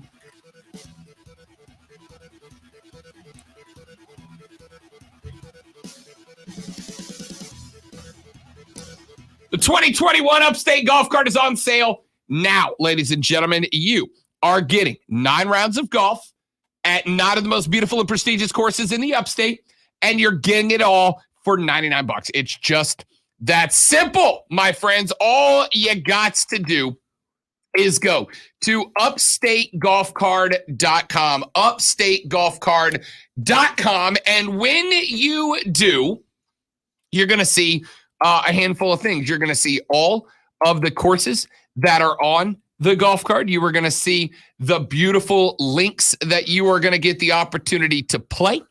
And you are going to see your button to go ahead and push to buy that particular. Now, let me tell you one more thing. I said it was $99. I have good news for you. The Labor Day sale is on now as well. Check this out. The Labor Day blowout sale for the Upstate Golf Card, $50. $50. You're getting yours for $50. 50% off the normal price. If you need to get out and play a little bit of golf at, I don't know, the Preserve at Verde or Pebble Creek or Legacy Pines or the Rock Golf Club and Resort at Carolina Springs or Willow Creek or Links to Tryon or Rolling Green Golf Club or the club at Brookstone, you can get yours now for just $50. It's that simple. 9 rounds of golf, 9 courses, $50. But you got to get yours now by going to upstategolfcard.com, upstategolfcard.com. They will not stay $50 forever. So get yours now. It's the 2021 Upstate Golf Card.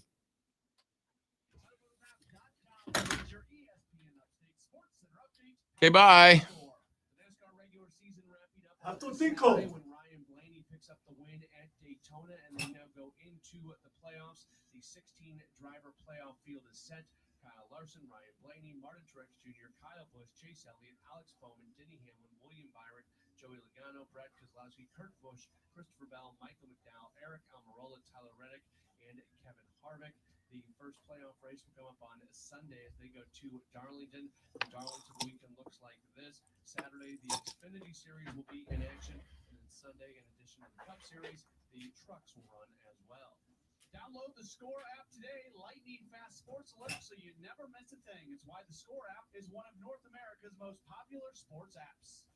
With your ESPN Upstate Sports Center update, I'm Matt Pauley.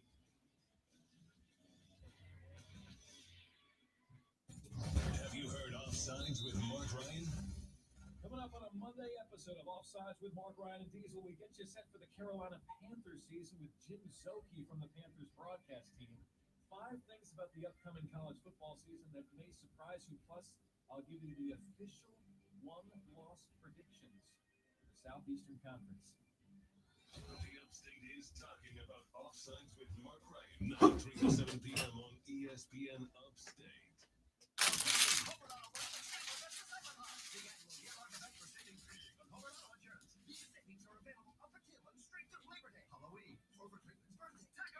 The anniversary of the movie, White Chocolate Day. The sale literally expands. You can come on Sugar's Essential National Prices Day. But on Leap Day, just kidding. We're doing Leap Day because every day is perfect for saving money with a Home and Auto bundle only at Progressive. But for real, we're not doing White Chocolate Day because White Chocolate is gross.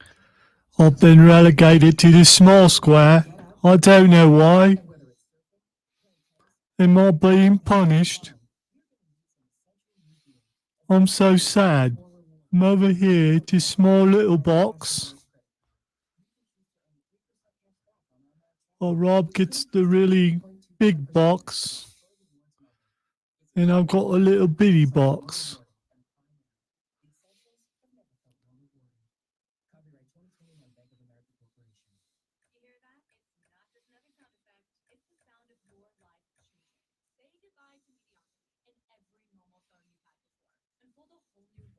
I feel like the walls are closing in.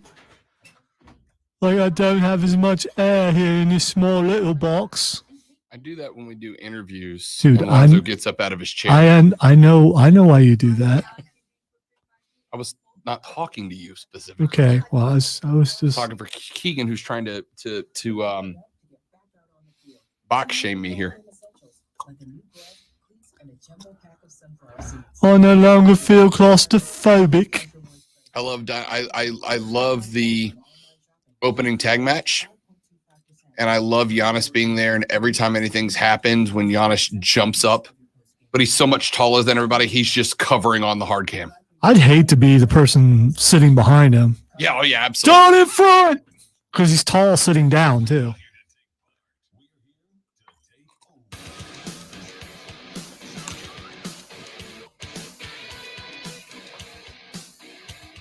All right.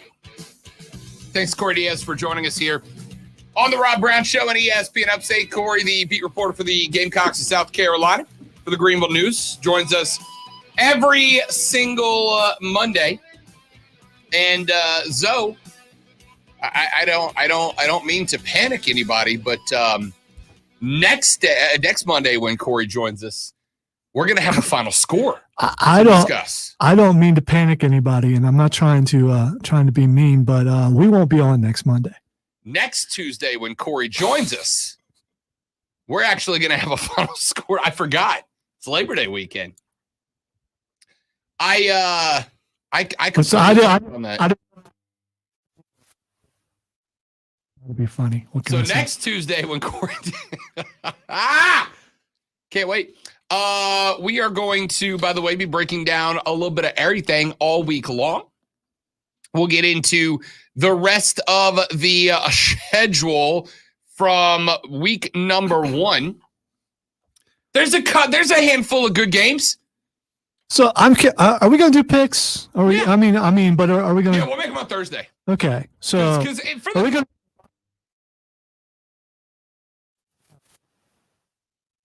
Have 2 pick sections. We'll do college on one hand, NFL on the other, see how it works out. Do we want to do like the best 7 games of the week across both? Do we want to do like the best 10 games of the week, including both? So you and I.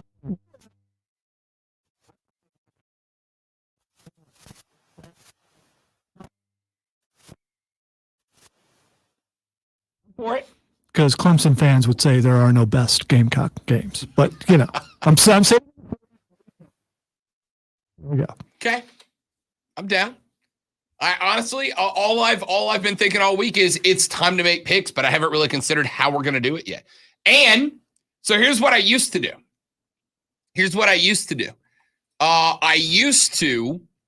We would do Lonzo's picks, my picks, and every week we would have one listener representative.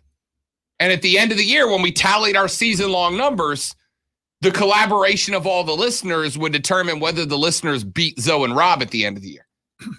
Do we want to do that? Do we want to have one listener participate every week and then do like a listener collaboration versus Rob versus Zoe? I'm down for that. I feel sorry for the listeners though, because you don't have a chance. But I mean, I if you think you can bring it, if you're out there and you've heard over the years how I pick or how Rob picks, and you think you got a shot at it, then fine. You don't, but fine. You can bring it if you want. Now, do we want to pick straight up? Do we want to pick against the spread? Do we want to pick like 9 straight up and have 1 a week that we pick against the spread just for some variety? So you're going to lose me there, because even though it's been explained to me several different times about the spread, if we do it, maybe by the time the end of the season comes around, I might have figured it out. You'll have it figured out by then. That, or you'll just be in last place. All right, so I'll leave it up to you guys. Should we pick straight up? Should we pick against the spread? How y'all think we should do it? Y'all just let us know. All right, we'll make it that easy for you. Let's do this. Let's take a break. When we come back, let's talk a little NFL football. We have got the longest NFL season in history.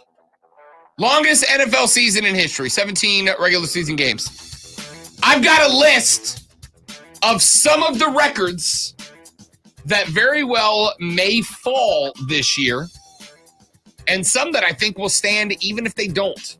That's coming up next. I'm Rob. He's Lonzo at ESPN Upstate.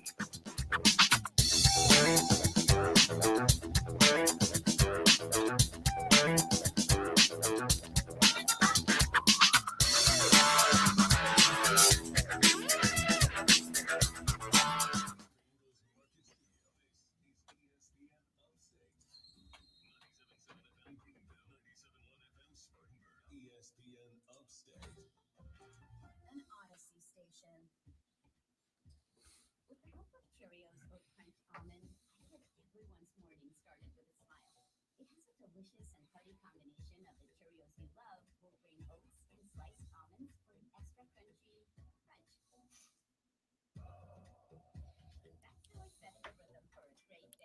So I think we're going to Thursday go see Shang-Chi.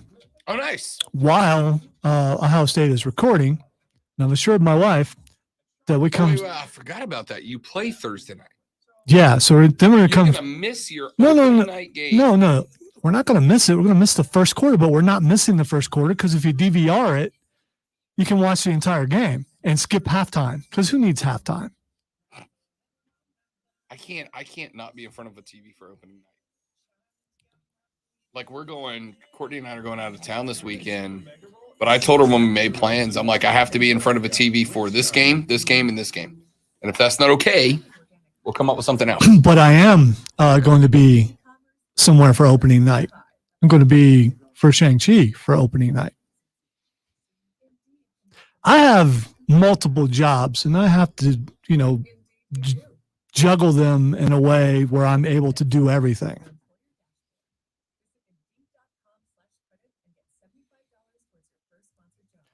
And it's easy for me. It's not easy for you to avoid social media.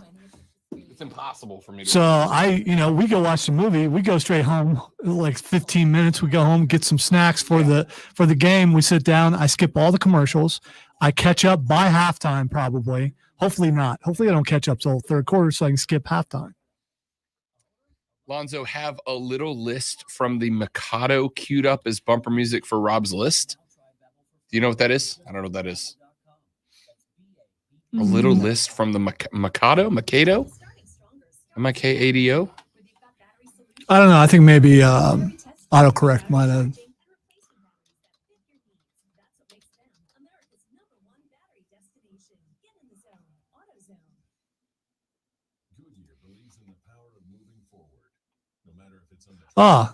It's from Gilbert and Sullivan, so it's kind of it's a show tune, which is why I don't know. Not against show tunes, I just don't know show tunes, but I did look it up. Like show tunes, I just don't know that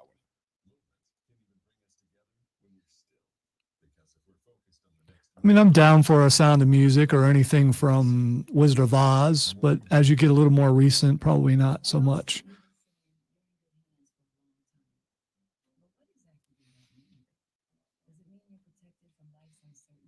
Is there a difference between music from a musical and music from Broadway? It's basically kind of the same, isn't it? Because a musical is like a Broadway show on film. Play, yeah, or film, yeah. A musical is a play that's centered on music. And then there's the best. You're listening to the best.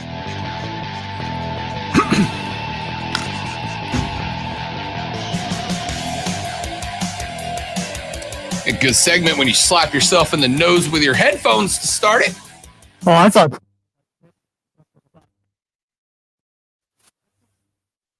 Right the damn nose with wow.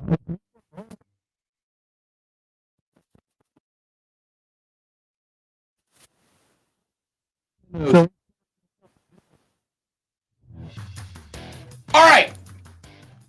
So the NFL's gone to 17 games in the regular season. And one thing that is, I think, going to be a direct result of that, one thing that is going to be a direct result of that, of course, is the number of single season records that will likely fall as a direct result. So I started looking through some of the single season records and the ones that I think might very well be under threat.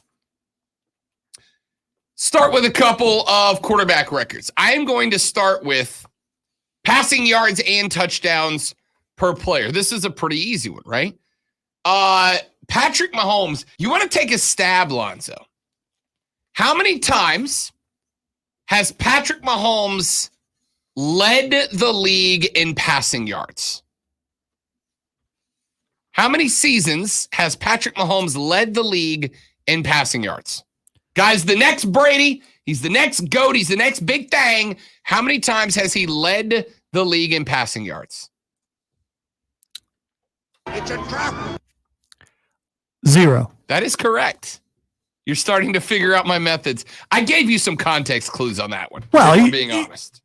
How many years has he been in the league, Rob? A handful?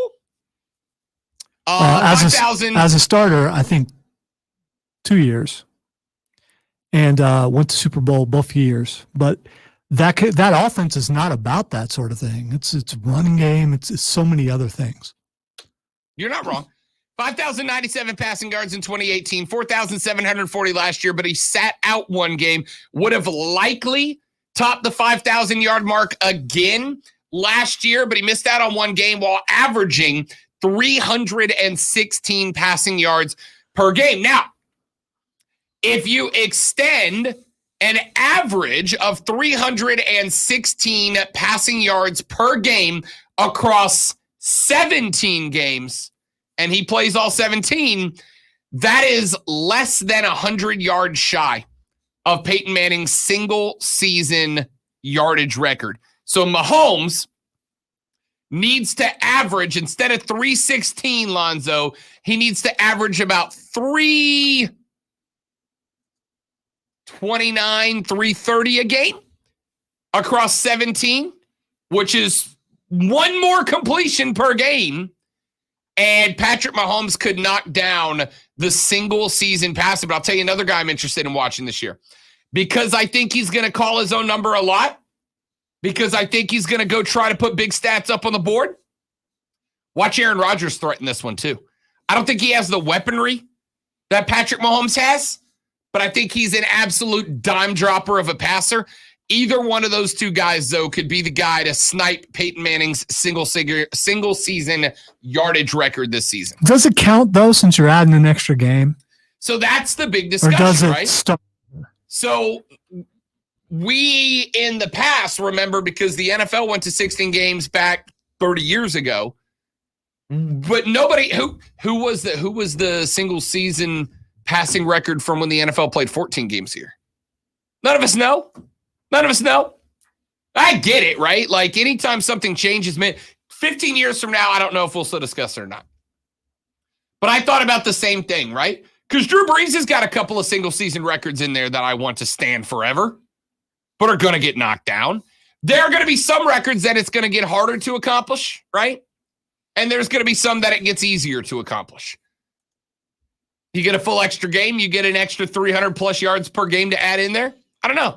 Will you recognize it? If Patty Mahomes goes out there and blows Peyton Manning's single-season yardage record out of the water, will you, as a fan, recognize that? I think it's a fair question. I'm going to say I will, but I'm a fan of the team. Because you're a Mahomes guy. Yeah. Sure. How about this one? One that T-Law 16 is in the group for passing yards and passing touchdowns for a rookie. Justin Herbert came very close to breaking not only the rookie touchdown record, but also the rookie passing yards record last year. Andrew Luck holds the rookie yardage numbers at 4,374. Justin Herbert now holds the touchdown record at 31. Trevor Lawrence, who looked improved in the Dallas game this weekend, but Dallas is also not a great defense. And he was playing against some of guys who probably aren't even on the team this week. Because if you watch, Urban Meyer talked about it after the game about why he let Trevor Lawrence play so long is because he found out that the Dallas players that were sitting down. Yep. And it was to get Trevor confidence. And I do believe he has the potential to do what you're saying.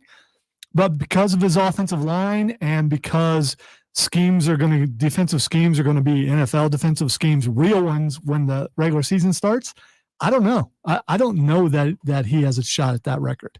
I would say Justin Fields, even though he's not going to be a starter, has more of a shot because he has a better team. And if he got in there even for, I don't know, maybe 12 games, dude doesn't throw interceptions. No, but he's not taking down 4,300 plus yards in 13 games. And he's not taking down 31 touchdowns in 13 games. That's a full season mark. Those are 16 game numbers. Granted, he's got one extra one to play with. The only one of the rookie QBs, I don't trust Zach Wilson, and the Jets are bad. So it's not him. Trey Lance is going to be probably rotating in and out with Jimmy Garoppolo, so it's not going to be him. And Justin Fields is going to take his position as a starter unless Andy Dalton, which I think there's a chance Andy Dalton goes bananas, goes cuckoo bananas. And if he does, then maybe Justin Fields is a second-year guy, and he doesn't come close. The only guy that I know is starting for week 1, and therefore the only guy that genuinely has a chance is going to be TL16 to take down either one of those numbers. Current record, Lonzo, for most rushing yards for a single player in a single season, 2,105, held by Eric Dickerson from way back in the day. Derrick Henry came very close to beating him last year, finished the 2020 season with a league-high 2,027 yards on 378 carries. Now, a couple of things have changed that up. Julio Jones is on that team, meaning they're going to throw the ball more this year with him on one side and A.J. Brown on the other. Number 2, 378 carries is a stupid number of touches for a running back. I don't think they're going to give it to him that many times again. That is 23 plus rushes per game. And Derrick Henry is a year older, so I don't think that. But he pops off 3, 4, 5 extra 50, 60-yard rushes, as D. Henry has been known to do. I think there's a chance. On my list, this is probably towards the bottom of records that are threatened this year. I think somebody will get it at some point. But if it's going to happen, it's going to be D. Henry that does it. Well, and I agree.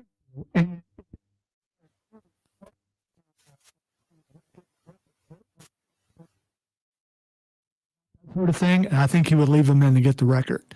So if he gets somewhere close, he's going to get it. But adding those extra weapons, I don't know that necessarily takes away from it, because I think that may open up more running lanes for him. He doesn't have to get the yards and as many carries, right? It's about the yards. So if those lanes are opening up and you get, I don't know, an extra 10 or 15 yards on the carries that you normally, with less carries, then you got a better shot at it. Here's another number. I think you're right about Vrabel, by the way. I think Vrabel's absolutely the guy that, if you get to week 17 and Derrick Henry needs $180 to get there, and the Tennessee Titans are in a good spot, playoff-wise, I think Vrabel will run him 40 times in a game to get him that number. I think you're right. Receptions in a season for a single player. Current record holder, by the way, Lonzo, is currently still active in the league. Can you take a stab at what wide receiver is the current single season receptions holder? Is he a former Clemson player? He is not. Okay. My next guess would be... He's a former Buckeye. Huh. Is he a junior? No. Okay. All right. Tell me. Michael Thomas with the New Orleans Saints. Come on, man. I'll set you up for that one. Should have pointed at your shirt. I thought about it, but I thought that would be too much of a clue. In their first season working together, Michael Thomas and Drew Brees found a chemistry. Michael Thomas currently holds a single season receptions record with 149 snags in a single season. You ready for a name? And by the way, I want you to put this guy on your fantasy priority list. I want this guy on your fantasy priority list, especially if you are a PPR guy. Stephon Diggs for the Buffalo Bills, Lonzo. Watch. Diggs led the league in receptions last year with 127, sixth most in a single season ever. He led the league in yards last year with 1,535.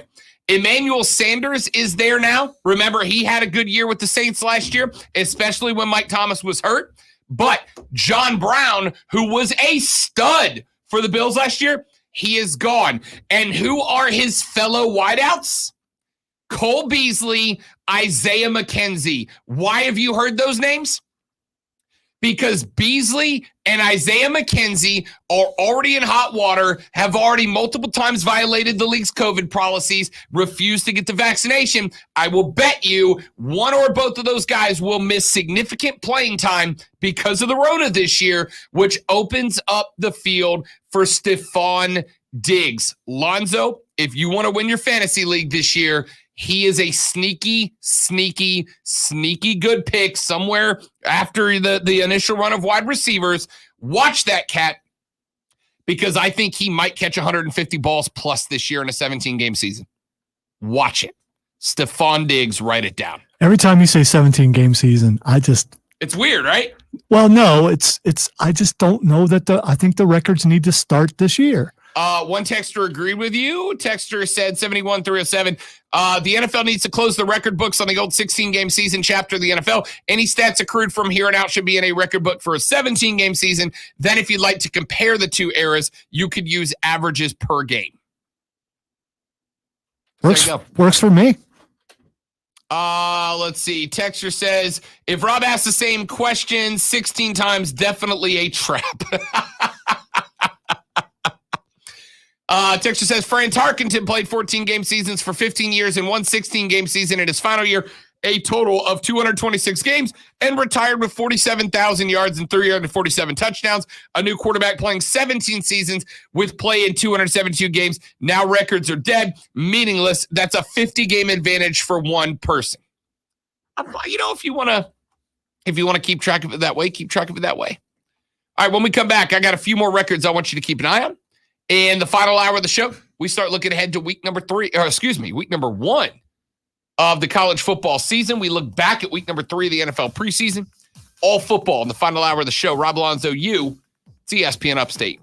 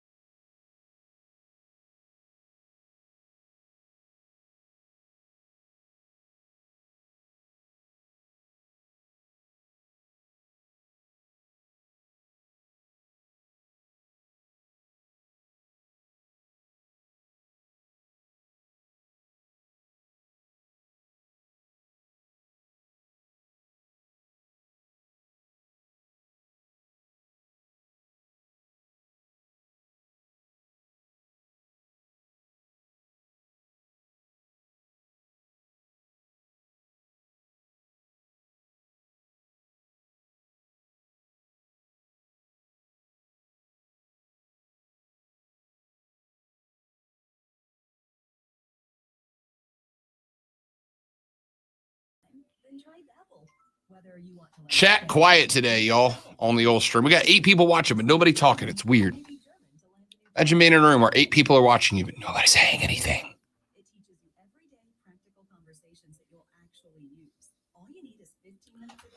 It's called being enthralled. It's called being entertained. It's called enjoying everything that's being said, and you don't want to miss a moment of it by taking the time to write something.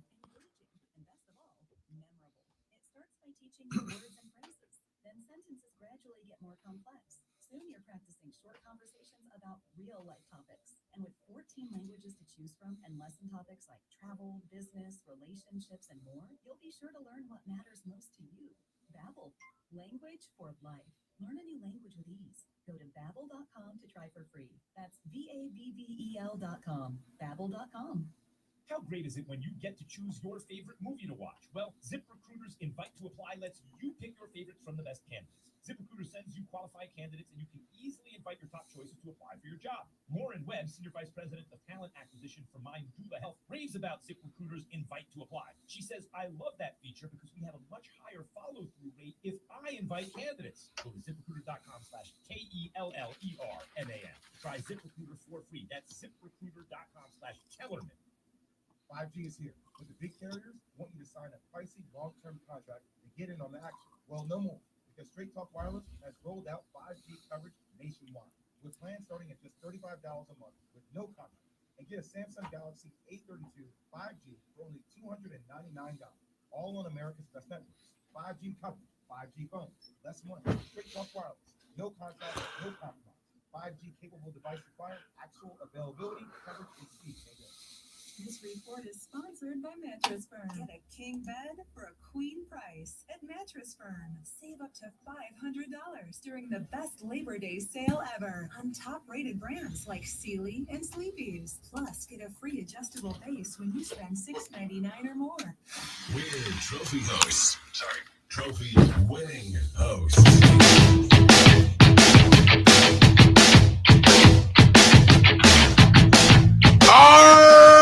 Wrapping up hour number 2 here on the Rob Brown Show on ESPN Upstate. Couple more records I want you to keep an eye on. Randy Moss, 23 touchdowns in a single season, holds that record.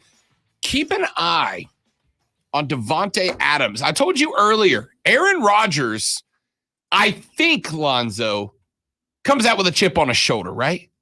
Like he wants to come out in what I believe will be his final season in Green Bay. He wants to come out and show. Listen, when you know that you are like you are breaking up with your partner, right? Like when you know you're breaking up, you hit the gym, you dress up, you class up the joint so that when they walk away, you can go, this is what you're leaving behind, and I need you to know it's a good thing. Aaron Rodgers is coming out dressed up with his best earrings on to go out there and light up Lambeau Field. Devontae Adams is going to be the beneficiary of that. He might, in 17 games, take down that 23 mark. That means he needs to average a single touchdown a game plus one extra in half the games. I think it's a realistic possibility. Yeah, but you look at, can Aaron Rodgers top what he did last year? And yeah, he can. Sure, he absolutely can.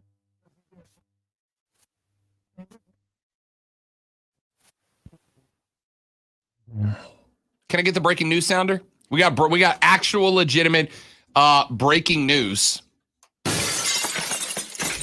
Carson the Foot Wentz, that guy that was out because of a broken foot and just got back in order to be ready in week 1. Now on the COVID-19 protocol list and not going to be available, it looks like, theoretically, in week 1. 10 days and then 2 negative tests. He is at risk of missing it. Talk about a bummer of luck. Went from foot, hustled back to be ready.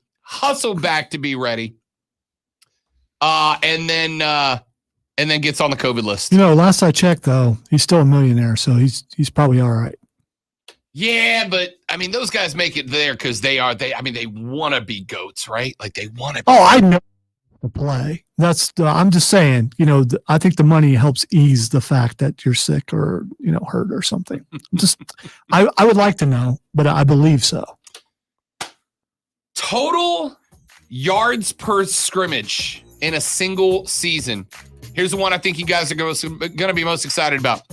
Chris Johnson holds most yards from scrimmage in a single season with 2,509. I got one guy I think you'll be interested in. Two guys that can break it. Watch out, Lonzo, for Alvin Kamara and Christian McCaffrey. One of those two guys is going to beat 2,509 total scrimmage yards this year. That is the one I will bet on. Week 1 preview, college football, but we come back on the Rob Brown Show on ESPN Upstate.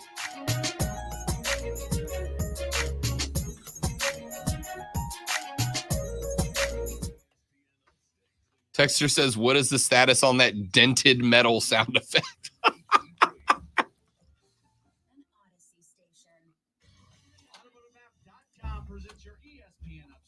Frankie Kazarian looks like an actual bad man. Like, he looks like a mini Ken Shamrock. He does. Although I was watching one of those things where, what do wrestlers really think about this particular wrestler or something? Right. They have those on YouTube. I was watching one last night with a young Frankie Kazarian. That was just so weird.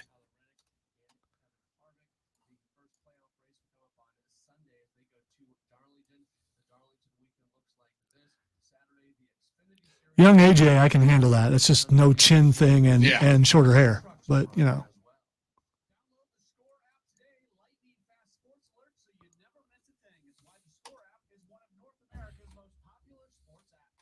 See, Ric Flair showed up in NWA. I still want to know what happened behind the scenes for that. Do you think it was that picture that went around on the internet? I don't know. I still think it has something to do with Cena, but we'll see. Even though Cena lost, they've never mentioned the record before. Right.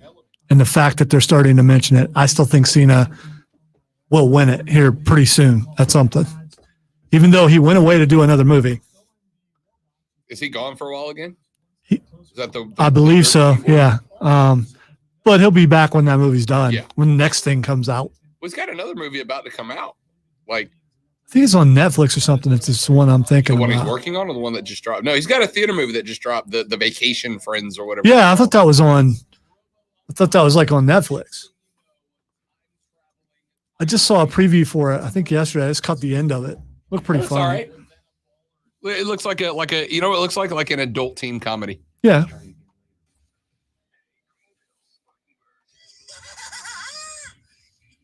It looked like there was some professional wrestling in it, though. The preview I saw. There.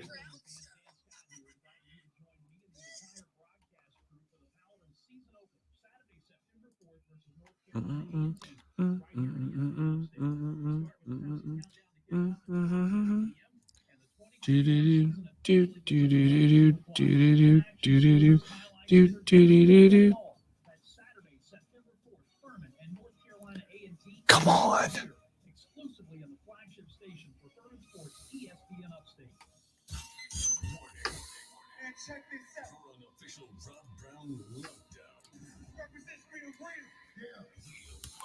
QC Kinetics in first break.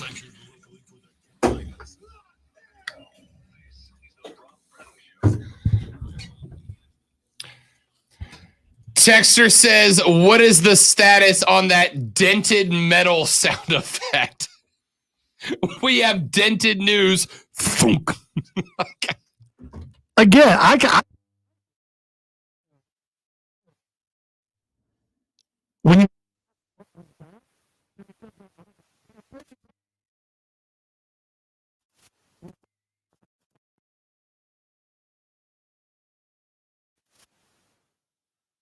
Topic, but I don't care. So glad OnlyFans is keeping the content we know and love. All right, first off, not we. All right? We are not going to finish this sentence because I just realized my mother's listening to this show. So You could also check the number and see if Diesel sent that in. True story.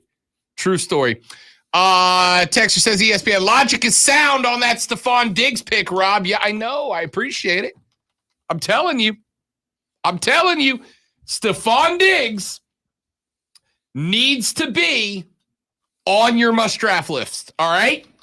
I'm only going to give you a handful of must picks. I'm telling you to your face, Stephon Diggs has got to be one of them. That kid's going to have a monster season this year. All right? Absolute monster season. 844-477-3776 is the phone number to get on the air. 844-GSP-ESPN. Text us on the Ingles Market text line at 71307. Start your text with ESPN so we can read them on the air. For those of you that missed it, we were doing a segment where I was giving you some thoughts on what NFL single season records could possibly and would likely fall now that NFL teams have one full additional game added to the schedule. We'll go from there. If you got any you want to volunteer, you want to suggest, I am happy to hear them. Thursday, September 2nd, 2021 is night number 1 in college football. We had some games this weekend. Nebraska fell on the road to Illinois. By the way, one more thing. I know that this is not, Lonzo, this is not something that a lot of people jump into in the gambling side of it. But remember, Nebraska opened that game as a 10.5 point favorite. 10.5 points. That means the folks in Vegas, the guys who get paid mucho dinero in order to know what they're talking about, they thought Nebraska was a team that could win by almost 2 touchdowns. That line came down. Granted, I was unshocked. I told you that last week, that I thought that line was going to come down. I genuinely told you that was a line I might put some coin on Saturday. I ended up not. I wish I would have now, because I'd have nailed it. But Vegas had Nebraska beating Illinois by almost 2 scores. That line came down. They end up losing by 8 in that one. Scott Frost, after the game was over, went to the podium. Scott Frost said, Lonzo, as he wore, by the way, a polo shirt with basketball shorts. Don't do that. Don't wear a polo shirt with basketball shorts. There's a vertical stripe, and then you got the stripes. Doesn't matter. It doesn't work. No, I'm saying it doesn't work. Yeah, no, the patterns themselves don't work. Yeah. But don't wear a polo shirt with basketball shorts. If you're going to wear basketball shorts, wear a T-shirt. And if you're going to wear a polo shirt, wear golf shorts. Wear regular shorts. Or coach shorts. Yeah, I think that's what he's going for. Like, he's going for the high school coach look here. Yeah, but you got those. He's not pulling it off, though. You got those football coaching shorts. I mean, when you see an old guy wearing them like at Walmart, thigh shorts. Yeah. Grant, Meg's Middle School, 6th through 8th grade. Tom Grant, every day for 3 years of middle school, Lonzo, Tom Grant wore a big straw hat, a white Meg's Middle School polo shirt that was so see-through that if it got cold in the building, you knew about it. And those thigh cut-off gray, you know what I'm talking about, like the thigh cut-off coach shorts. Yeah. They had like the extra button, they had like the regular button, but then the extra button that came around to the side. They cut off inexplicably close to demonstrating Tom Grant's manhood to the world. They were mid-thigh. And Lonzo, he was a head football coach who also taught biology, despite knowing nothing about biology. Now that I look back at it. It happens in a lot of schools that way. Oh, yeah. Tom Grant knew nothing about biology, but he and Barry Rose, our defensive line coach, who was an absolute lunatic, coached biology. Okay? Tom Grant would come into biology class, Lonzo, in his white Meg's middle school polo that you could, like, it was that shirt that, like, you could see his chest hairs through. All right? Those gray. They weren't black. Yes. Those gray, like, Daisy Duke football coaching shorts. The knee-high white socks. Yeah, you got to have the knee highs. Absolutely. The knee-high white socks. Your standard New Balance middle school coaching shoes. And a straw hat.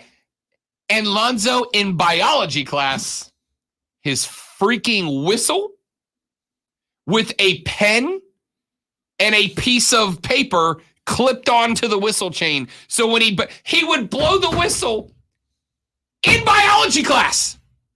Can anyone tell me what the powerhouse of the cell is called? That's the nucleus, right? No! So it's the mitochondria, Alonzo. Let me get this straight. You're complaining about a whistle in the classroom. I've told you the things I have to deal with in the classroom. I would have been okay with the whistle. Whistle would have been an upgrade. I got whistled. Alonzo got desk thrown at him. Listen, why is it that every coach in America in middle school wore those shorts? And where do you buy them at? There's got to be some that you're like the principal of school is like, congratulations, we'd like to offer you the position of head coach of the community middle school football team. Here's your whistle. Here's your gray thigh-high bikini bottom football coach shorts that you get to wear. Here's your knee-high socks. Your all-white tennis shoes. We'll replace those every 3 games. And here's your straw hat and whistle while you are coaching while you are teaching the classes you have no business teaching, like biology and anatomy. Barry Rose taught our anatomy class in 8th grade, all right? Barry Rose was an absolute lunatic of a man. He would have fit in great in Ohio, all right? Absolute lunatic of a man.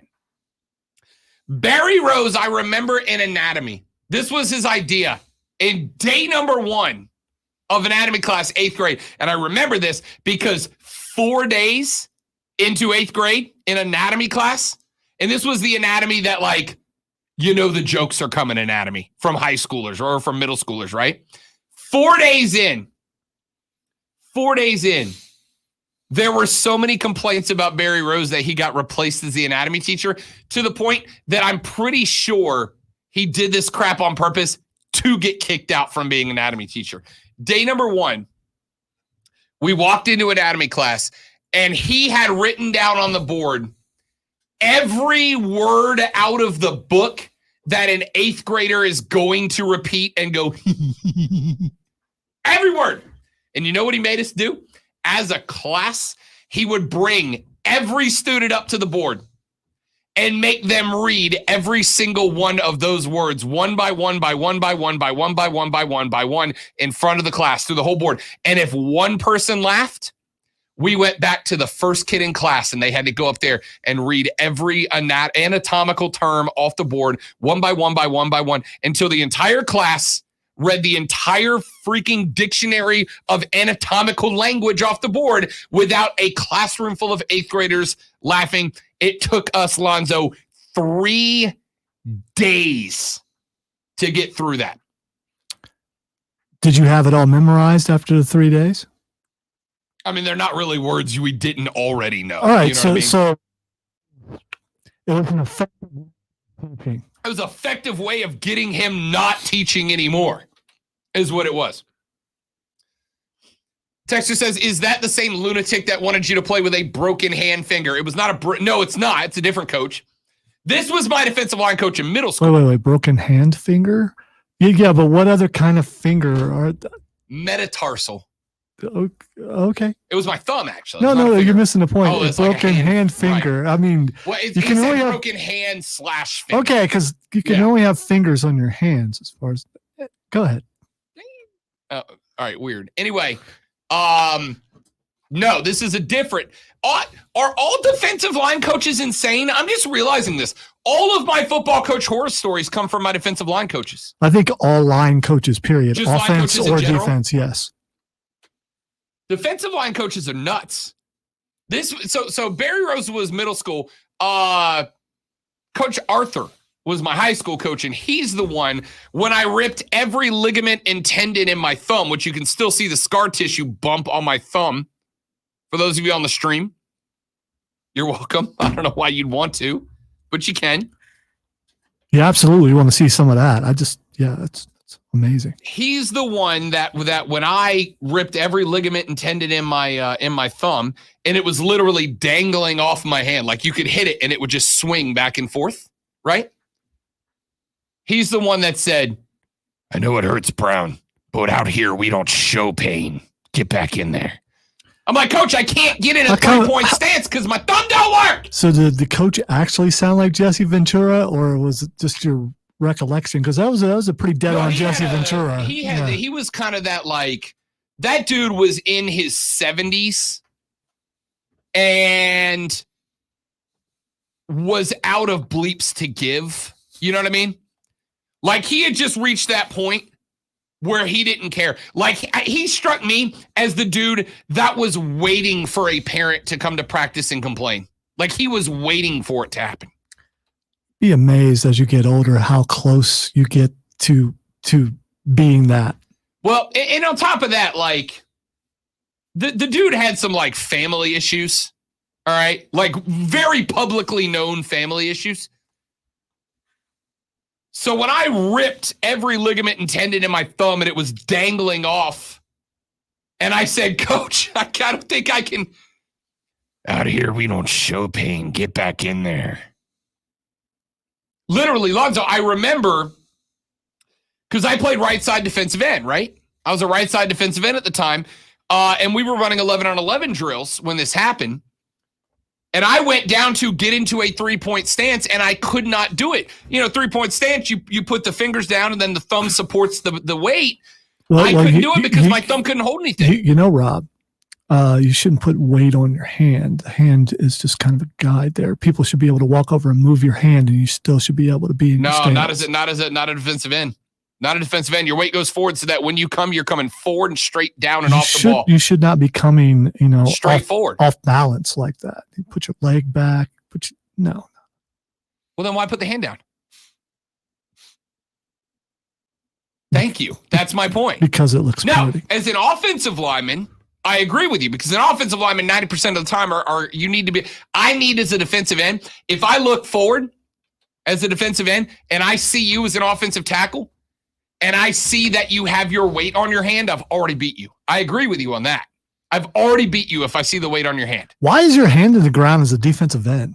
Because we were all forward pass rush. That's all we did was attack. I hated it. Wait, no, defensive ends usually have their hands on the ground. It's only been the last handful of years that I've seen defensive ends playing a stand-up role, especially in high school. High school, they don't. Well, maybe down here, but, now, it's a 3-point stance, not a full 4. It's a 3-point stance. We played in my senior year in high school a 52 defense where the defensive ends were standing straight up. So in a 5-2, you're linebackers. You're not defensive ends. In 5-2, you're playing linebacker at that point. Because I bet you in a 5-2, you're pulling off the ball into zone coverage as much as you're rushing the pass. It wasn't straight 5-2. It was a pro gap defense. So the defensive tackles were in the gaps between, and the defensive ends were standing out on the outside. Yeah, you're outside linebackers at that point. You maybe walked up on the line, but you're an outside backer. We were a 4-3. It was only 4-3, no matter what. Only 4-3. All right, Lonzo and I reliving glory days. Let's take a break. At least we were talking, defense. Come on, and coaches' shorts. All right.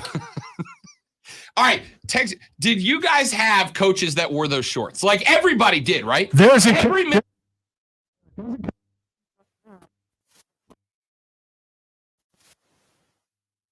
Except your first coaching job, you are gifted one of those pairs of shorts that you wear for the rest of your career.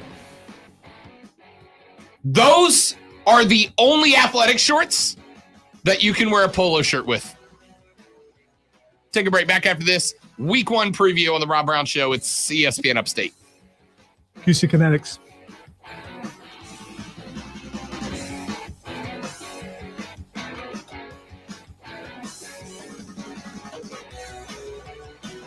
QC Kinetics. Here's the deal. As you age, you have inside of all your joints, that would be your knuckles, your wrist, your elbows, your shoulders, your neck, your lower back, your hips, your knees, your ankles. Inside all of those joints, you have connective tissue. That connective tissue is there when you were born.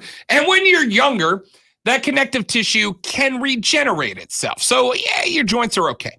But as you age, the ability of that connective tissue to be replaced and repaired exponentially downshifts. And then parts that ain't supposed to touch, they start to touch. They rub up on each other. And you get inflamed. And that inflammation is where joint pain comes from. And that joint pain only gets worse as you age unless you do something about it. Now, some folks are going to say, you got to have surgery. You got to replace the knees. You got to replace the joints. You got to get this implant in your back, and you got to cut open your... You don't, though.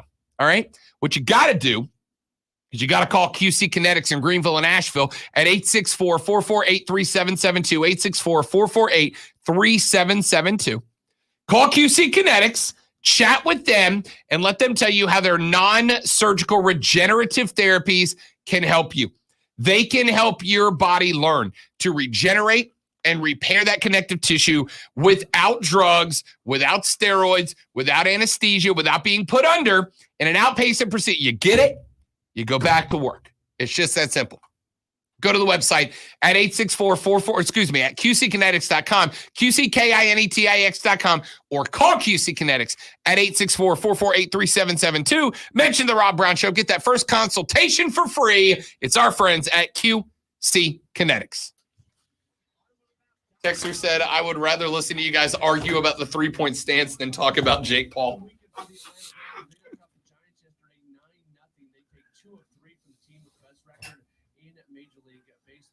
Jorge Soler and Austin Riley each hitting home runs in the contest. Ian Anderson making his first start since July 11th. He gives up just 4 hits and 2 walks in 5 2/3 innings. The Braves have lost 3 of 4 after a 9-game winning streak, but they take 2 of 3. Their lead in the division over Philly, sitting at 4.5 games. They're going to open up a series against the Dodgers tonight. It'll be left-handed pitcher Drew Smiley on the mound. He comes into tonight's game with a 9-3 record. Download the Score app today. Lightning fast sports alerts so you never miss a thing. It's why the Score app is one of North America's most popular sports apps.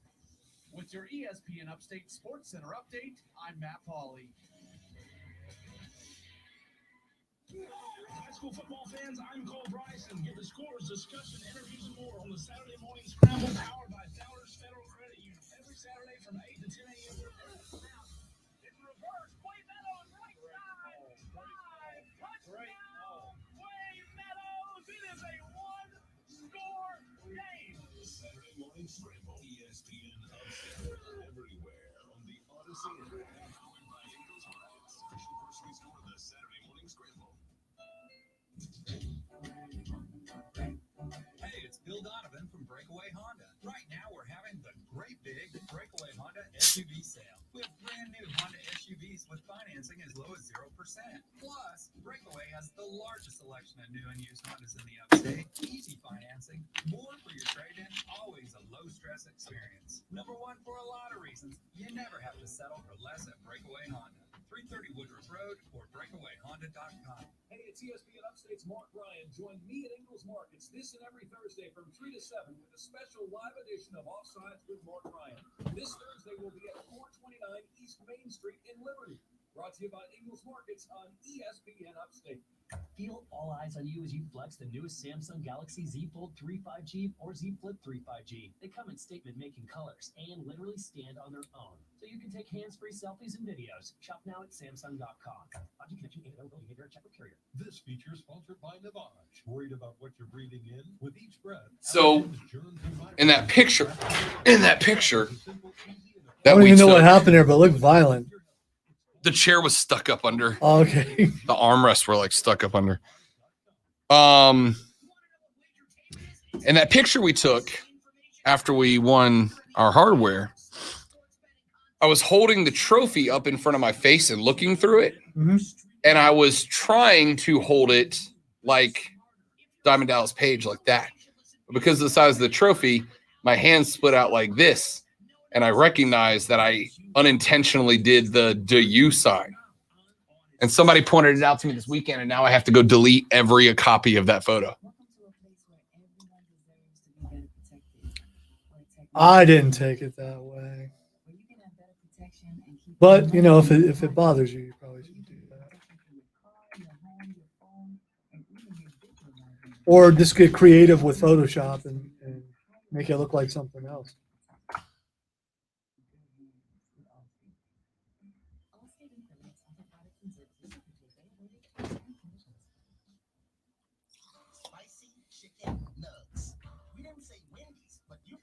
This is correct, and I will go to war for that. You're not a millennial, though, are you? I am. Are you? Mm-hmm. Okay. People, like, they hear young and people, dude, millennials are like 35 to 45 now. Like, we're the adults now.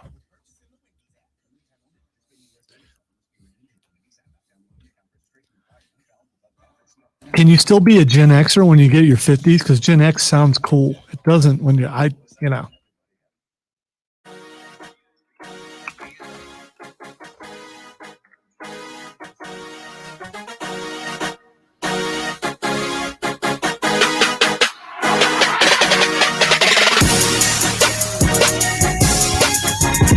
So on Saturday, I got the opportunity to officiate a wedding of a dear friend. Our buddy Tim Vieira, who is the GM for the Swamp Rabbits, who has become a friend of mine, and his significantly better half, April, got married on Saturday. I got the opportunity to officiate that wedding for them.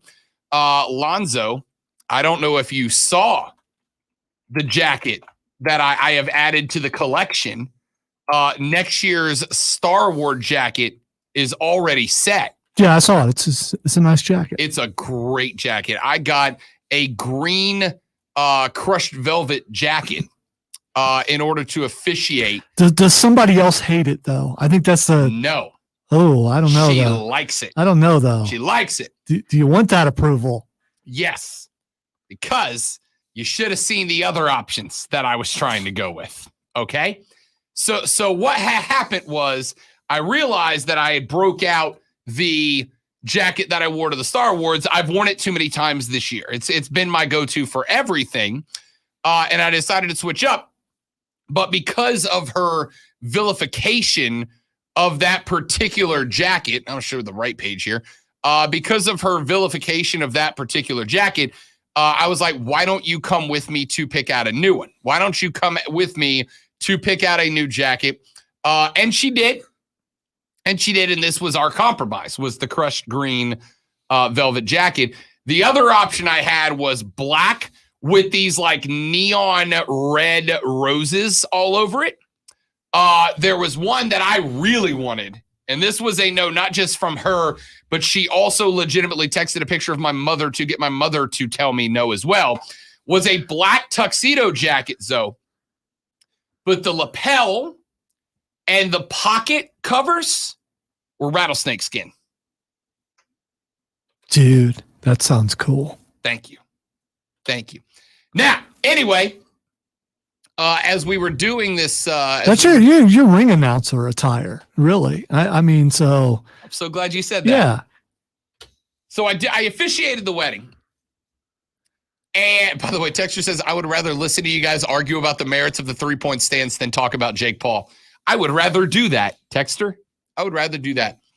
You just brought up Jake Paul again, by the way. No, Texter brought it up. I point out it wasn't me. Stop it. So the wedding party, so the wedding party, the Tim and April asked me to do the emceeing for the reception as well. So I officiated it, and they asked me to MC. But what they asked, Zoe, was when the wedding party came into the reception hall. Be careful.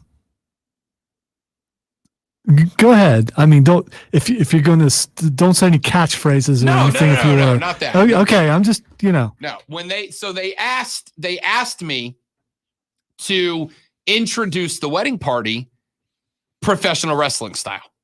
All right. They played from the Alan Parsons Project, a song called Serious.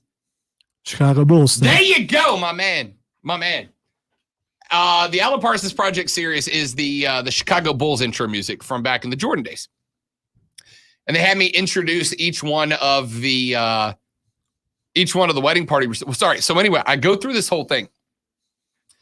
And, from San Antonio, Texas, starting at best man, like go through the whole thing. You didn't give heights or weights though, because that would have been bad. No, but like they gave me a little bit of background. Yeah, like from Los Angeles, California, he is the terror of the Vegas sports books, and did the fun stuff like that. Anyway, I get done, and I had a guy come up to me who was working the wedding. He was like a venue guy for something, right? He comes up to me and he goes, "Hey man, I work for a guy who puts on local wrestling shows. Would you have any interest in being our ring announcer for some events coming up soon?" And I said, "Yes." Dude, you are so I would. Yes, I would. So we talked for like 30 seconds about it. He's got my email. I'm hoping I hear from him. And it went into, I need to get paid. I asked for a couple of things. I got to get paid. I want a couple of seats to every wrestling event. And sometime in the next couple of years, I want to guest referee a match. That's the only thing I haven't done yet. I've wrestled. I've ring announced. I've valeted and managed. The only thing I have not done yet has been a guest referee. Still, my dream. He asked if I'd take a bump, by the way. Do you know what the answer was? Yes. Damn right. My dream is to be a heel announcer just one time. Just to be on a TV broadcast and just go straight up heel, totally. And yeah. So when you're Texter says ESPN bike athletic shorts. That's exactly what they were. Yes, they were. Bike athletic shorts, polyester, snap button front, so tight it left no room for imagination. Whistle was old school metal whistle with the harp P inside. 3-stripe knee-high athletic socks. Yes, I was that coach without being a jerk. Oh, and I taught PE and executed said duties flawlessly. The 3 R's of education: call roll out the ball, read the sports section. I told you. Lonzo called the shot. He said there is somebody out there listening that and by the way, did not used to own those bike shorts, because those bike shorts are indestructible. Indestructible. And if you give them away, they will magically reappear back in your dresser drawer the next day. They are the Dorian Gray of clothing. Wow, Dorian Gray reference. Look at you. You're welcome. The 3 R's of education: roll call, roll out the ball, and read the sports section.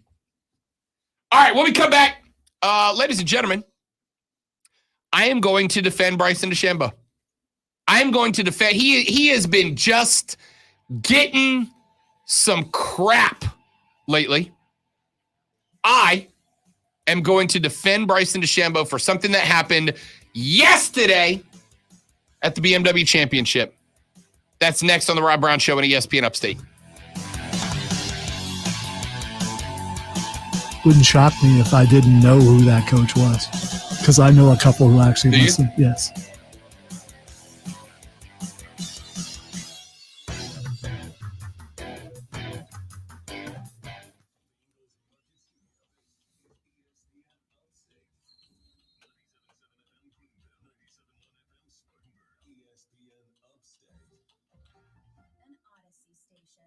Summertime tips from Paul, Christian, and Dexter. Total Wine and More. Topping your burger with grilled onions and blue cheese? Take it to the next level with Carbon Cabernet Reserve, rated 92 points. An incredible value. And nothing beats a buttery Chardonnay with grilled corn on the top. Feeling adventurous? Come on in. Let's try a smoky mezcal or mind-blowing margarita. Your end of summer get-together is even better with a wondrous selection, expert guides, and totally low prices in Total Wine and More. Drink responsibly. So a friend told me about Mr. Clean Magic Eraser, and his exact words were, "It changed my life. I used to spend a ridiculous amount of time trying to remove tomato sauce from inside our microwave, and so Wow, that would be rough. What's that? According to IGN, starting September 1st, kids living in China that are under the age of 18 will be limited to playing online video games for just 3 hours per week. Shoot, I knock out 3 hours a night twice a week.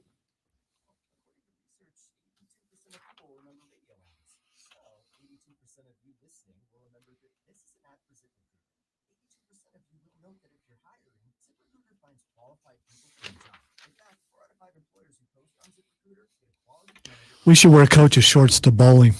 Say again? We should wear coach's shorts to bowling. No, we should not.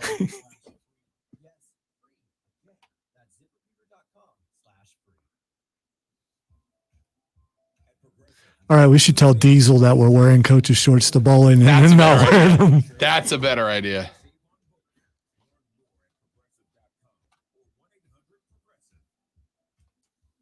you hear that? It's not just another sound effect. It's the sound of your life changing. Unfold your world with Samsung Galaxy Z Fold 3 5G. A world where your phone is a tablet, and a tablet is possible. You get two things in one, and you get more done. You can really have it all in the palm of your hand. A world where all eyes are on you. You show everyone how to live this life. New Galaxy Z Fold 3 5G at Samsung.com. 5G connection and availability may vary. Check with carrier. Welcome to AutoZone. Having some starting trouble? We can help you out. Let's start with a free battery test. If you just need a charge, we can help with that too. And if you need a new battery, we've got a wide selection of replacement batteries, starting at just $79.99. And we're the only place you can find proven tough Duralast. I've never been to those escape rooms, but the Magic one now, I really am tempted to want to go try that. I thought the same thing. Yeah, it's like, I hey, thought the same thing. I'm down to go in early or come out late one night and do one of those. I feel like that's one of those things like you have to, like for instance, I think it'd be fun, but I think if I took Courtney in there, we'd murder each other. I was going to say, it depends on the crew that you're going in with. Yeah. It's got to be people that you can work well together with. Like I think me, you, Chris, I'm trying to put together like the dream lineup from up here that would do well together. Me, you, Chris, Tim. I don't know. I wonder what's Stone Man. What's 5 of us could do it. what's the amount of people that you're allowed to have in there at one time. The one I went to in Jacksonville. You also have to tolerate someone for an hour. If you don't, you could get out in less than an hour. So The one I went to in Jacksonville, I think they recommended 6 as the most. But that could be different. I think you also bring one person in to blame if you don't get out. Tim.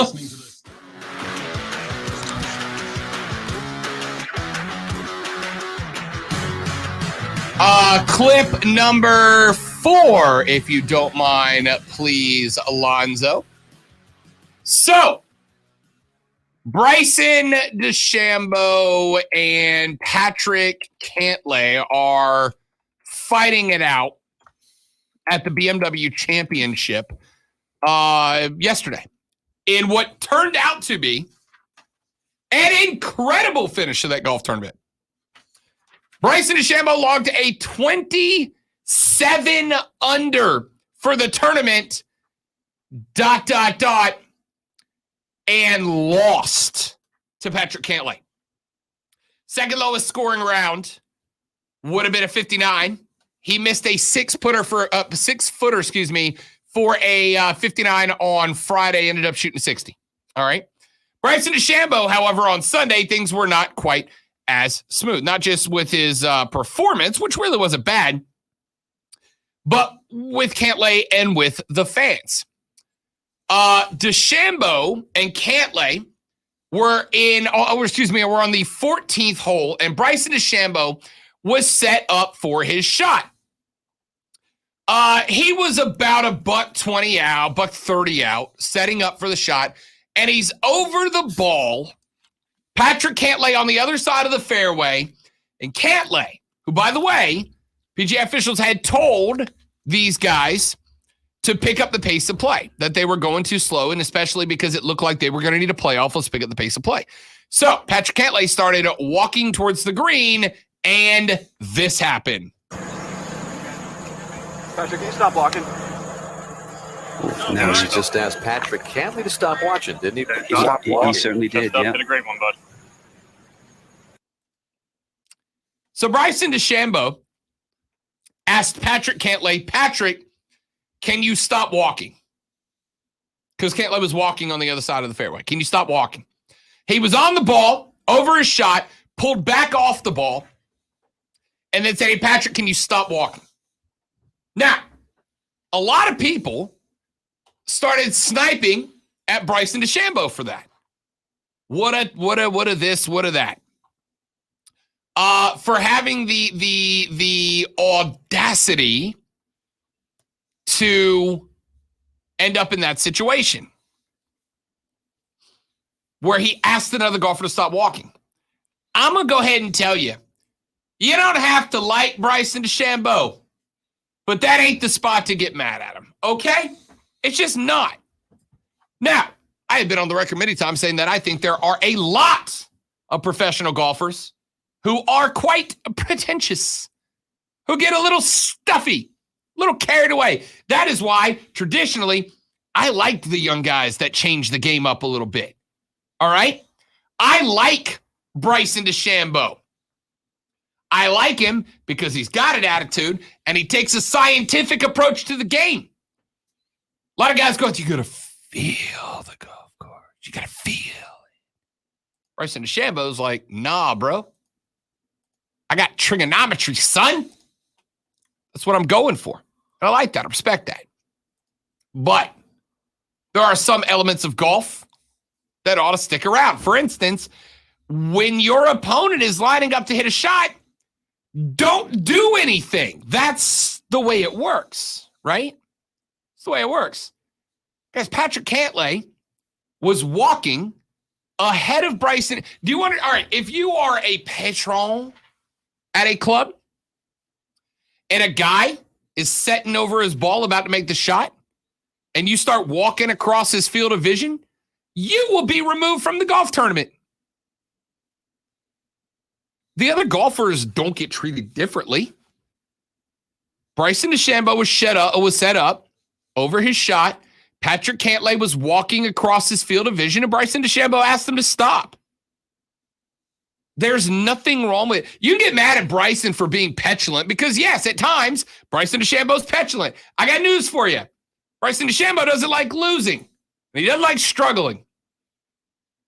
It always makes me laugh when guys like Kobe and Michael Jordan act like Class A butts on the court. Nobody's like, that's the mentality of a winner. That's a guy who hates to lose so much that he will treat other people like lesser people because they're not helping him win.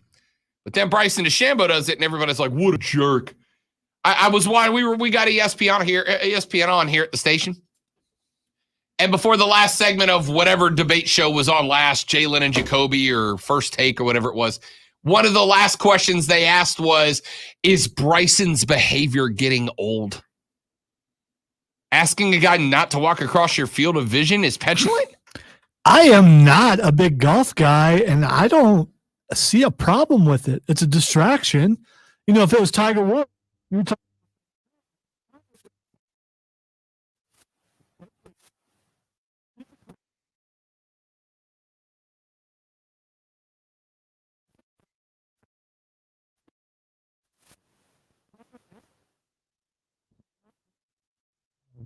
Yeah, that's exactly right. This isn't like, that's not like a shocking thing, right?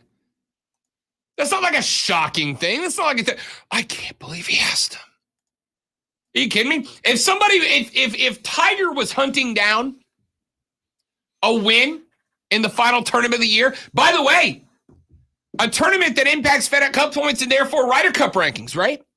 Big tournament. If somebody walked in front of Tiger and Tiger went, hey, could you not? The next way we'd all be going, how dare he distract Eldrick? How dare he? Right?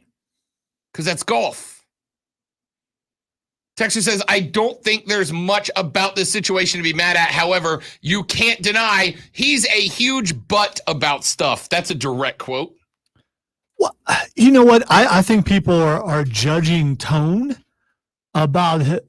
Think maybe that's what it is. Maybe it's his tone. Should he have been nicer when he asked him? Listen, I will acknowledge to the texter that Bryson DeChambeau absolutely has the occasional bout of petulance. I will agree with him on that. He absolutely does occasionally come across as a bit of, as the Brits say, a wanker sometimes. He absolutely does. But I think it's because Bryson DeChambeau is a dude who does not take well to losing. And he can go we can get, here you go, Texter makes a great one. Great comparison. It's like not bowling at the same time as the lane next to you. Correct. Lonzo, when we went bowling a couple weeks ago for the company party, one of the guys that I'm friends with, by the way. Now, granted, I was having an off night at a lane that's not regulation, so it was kind of throwing me for a loop. But I'd get up to go, and my friend would get up next to me. And as I'm getting ready to go, he'd get ready to go. And as I'd start bowling, he'd start walking up with me.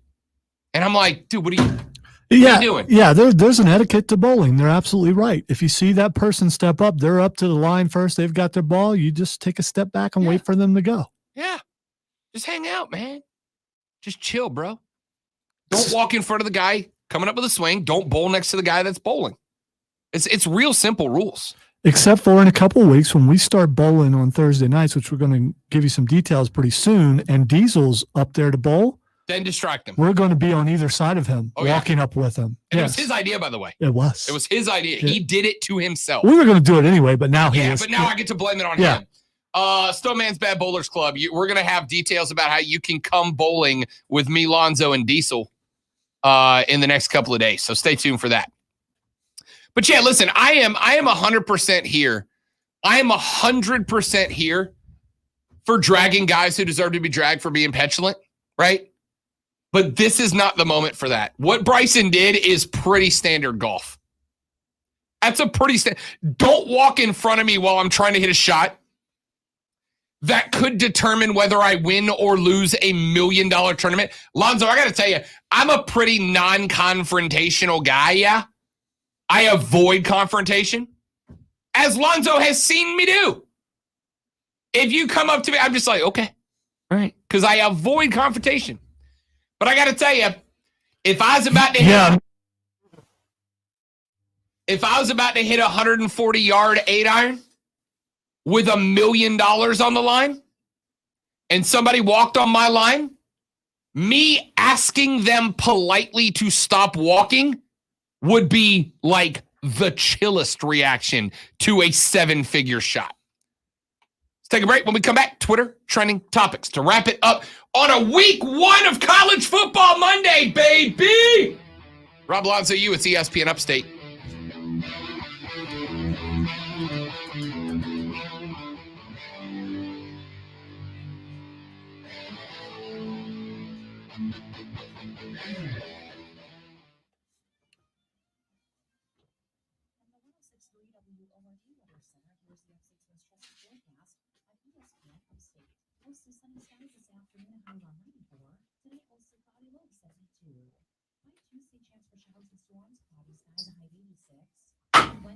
Scared the absolute hell out of me. Lonzo's 0 for 1. Lonzo's 0 for 2, and that was an air ball. Yeah, but now I'm worried because he saw me walk there. 0 for 3, but it rimmed out on him rough. No. That's weak. That's weak. Weak.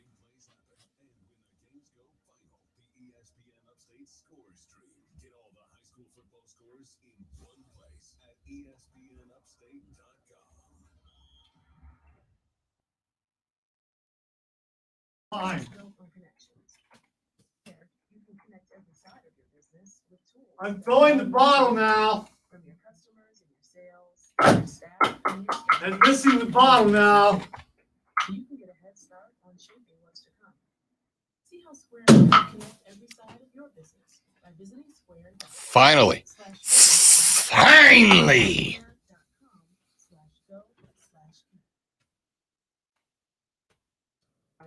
Of all Christian and Daiquiri, total wine and more.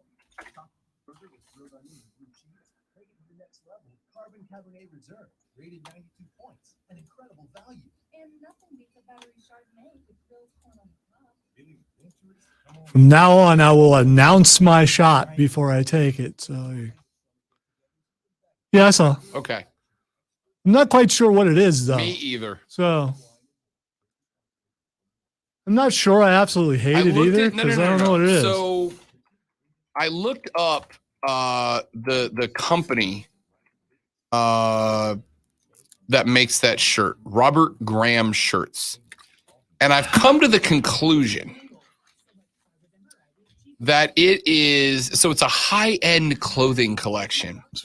And what I've come to the conclusion that's not high-end. That's a penguin.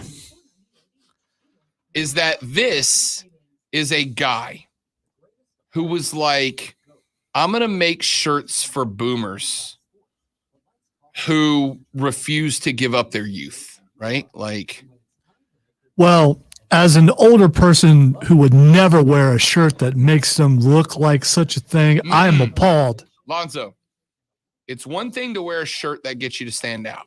You know that. Look at the shirt I'm literally wearing right now. It's a nice shirt, by the way. Right. I looked up that shirt in that picture. That one. That shirt retails for $475. Those are all. Yeah. I'm assuming he still wears shirts like that because he doesn't have any friends. Yeah. Probably comes from money, that type of thing. 100%. Still living on daddy's dime. In his 50s.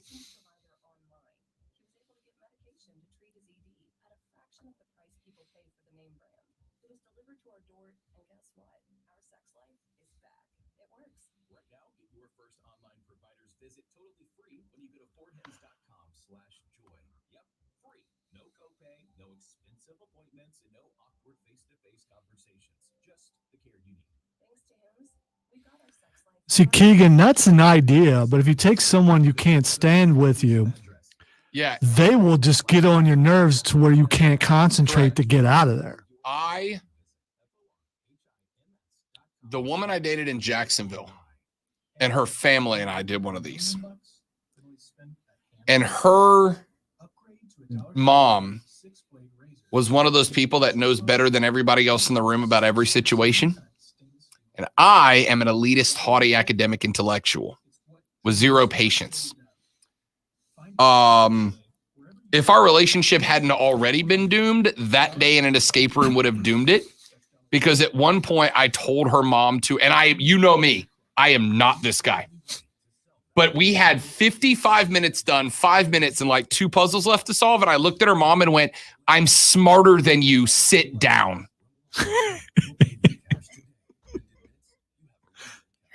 Her dad turned red, but also wouldn't say anything because he was just too nice, right? And she was mortified.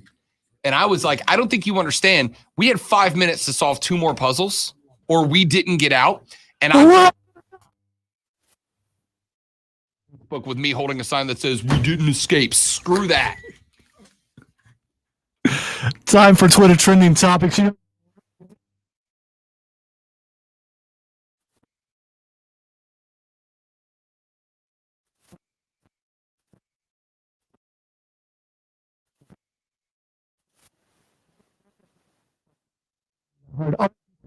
Trending is the Batman.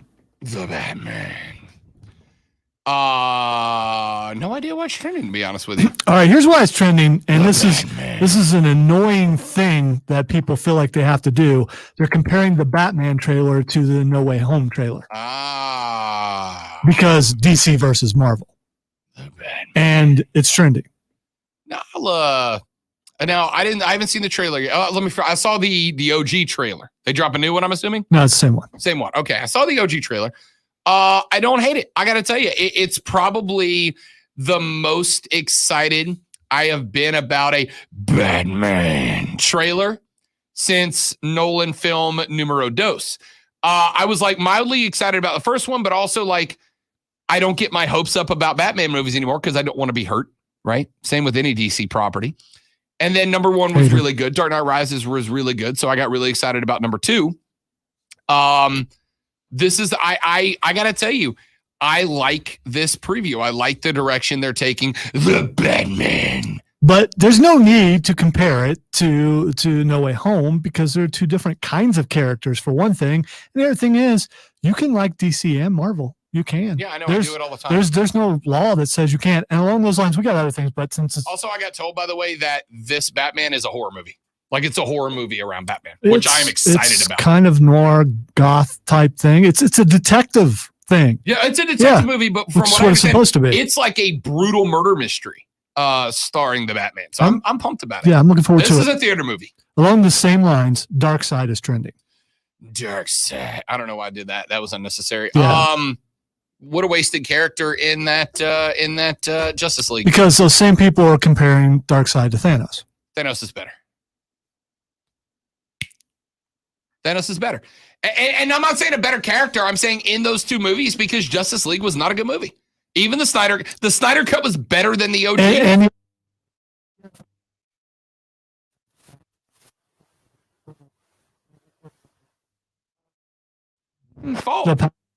DC or the powers that be, DC had every ability to do the same thing and spread the movies out and just make good movies. And they were like, nope, we just got to jam Justice League through. And you ended up underdeveloping what should have been an incredible bad guy in Darkseid, and you failed. It's not Marvel's fault. Darkseid was barely in the first Justice League cut. Yeah. You didn't see the first Justice League cut. All right, so the next thing that's trending is the Universal Champion. I'm not purposefully trying to. No. I mean, he's No, I know that he is. I'm trying to think of why. No, I didn't watch Raw or SmackDown last week. So, all right, let me just tell you, 365 days. Okay, all right. I could have got. I might have got there. So Roman Reigns has been Universal Champion for Who takes it from full him? year. Who ends it? There's only at this point. There's only one. There's only one guy they let end it. The Rock. That's the guy. They don't. That Brock's not ending it. All right. They're gonna let Roman go on a who's who of demolishing the all-time Brock guys. might have the council. You think Paul goes underhanded on Roman? Yes. I think the best way to slow burn that is Roman's getting chased by Brock. He gets progressively more unhinged, and Paul eventually like screws him to give Brock the title. But then what, right? Well, they're already setting it up. The Usos wouldn't let Roman in the locker room. They're setting things. So Paul Heyman is going to use the inside, make it look like the Usos are causing the problem, and then in the end.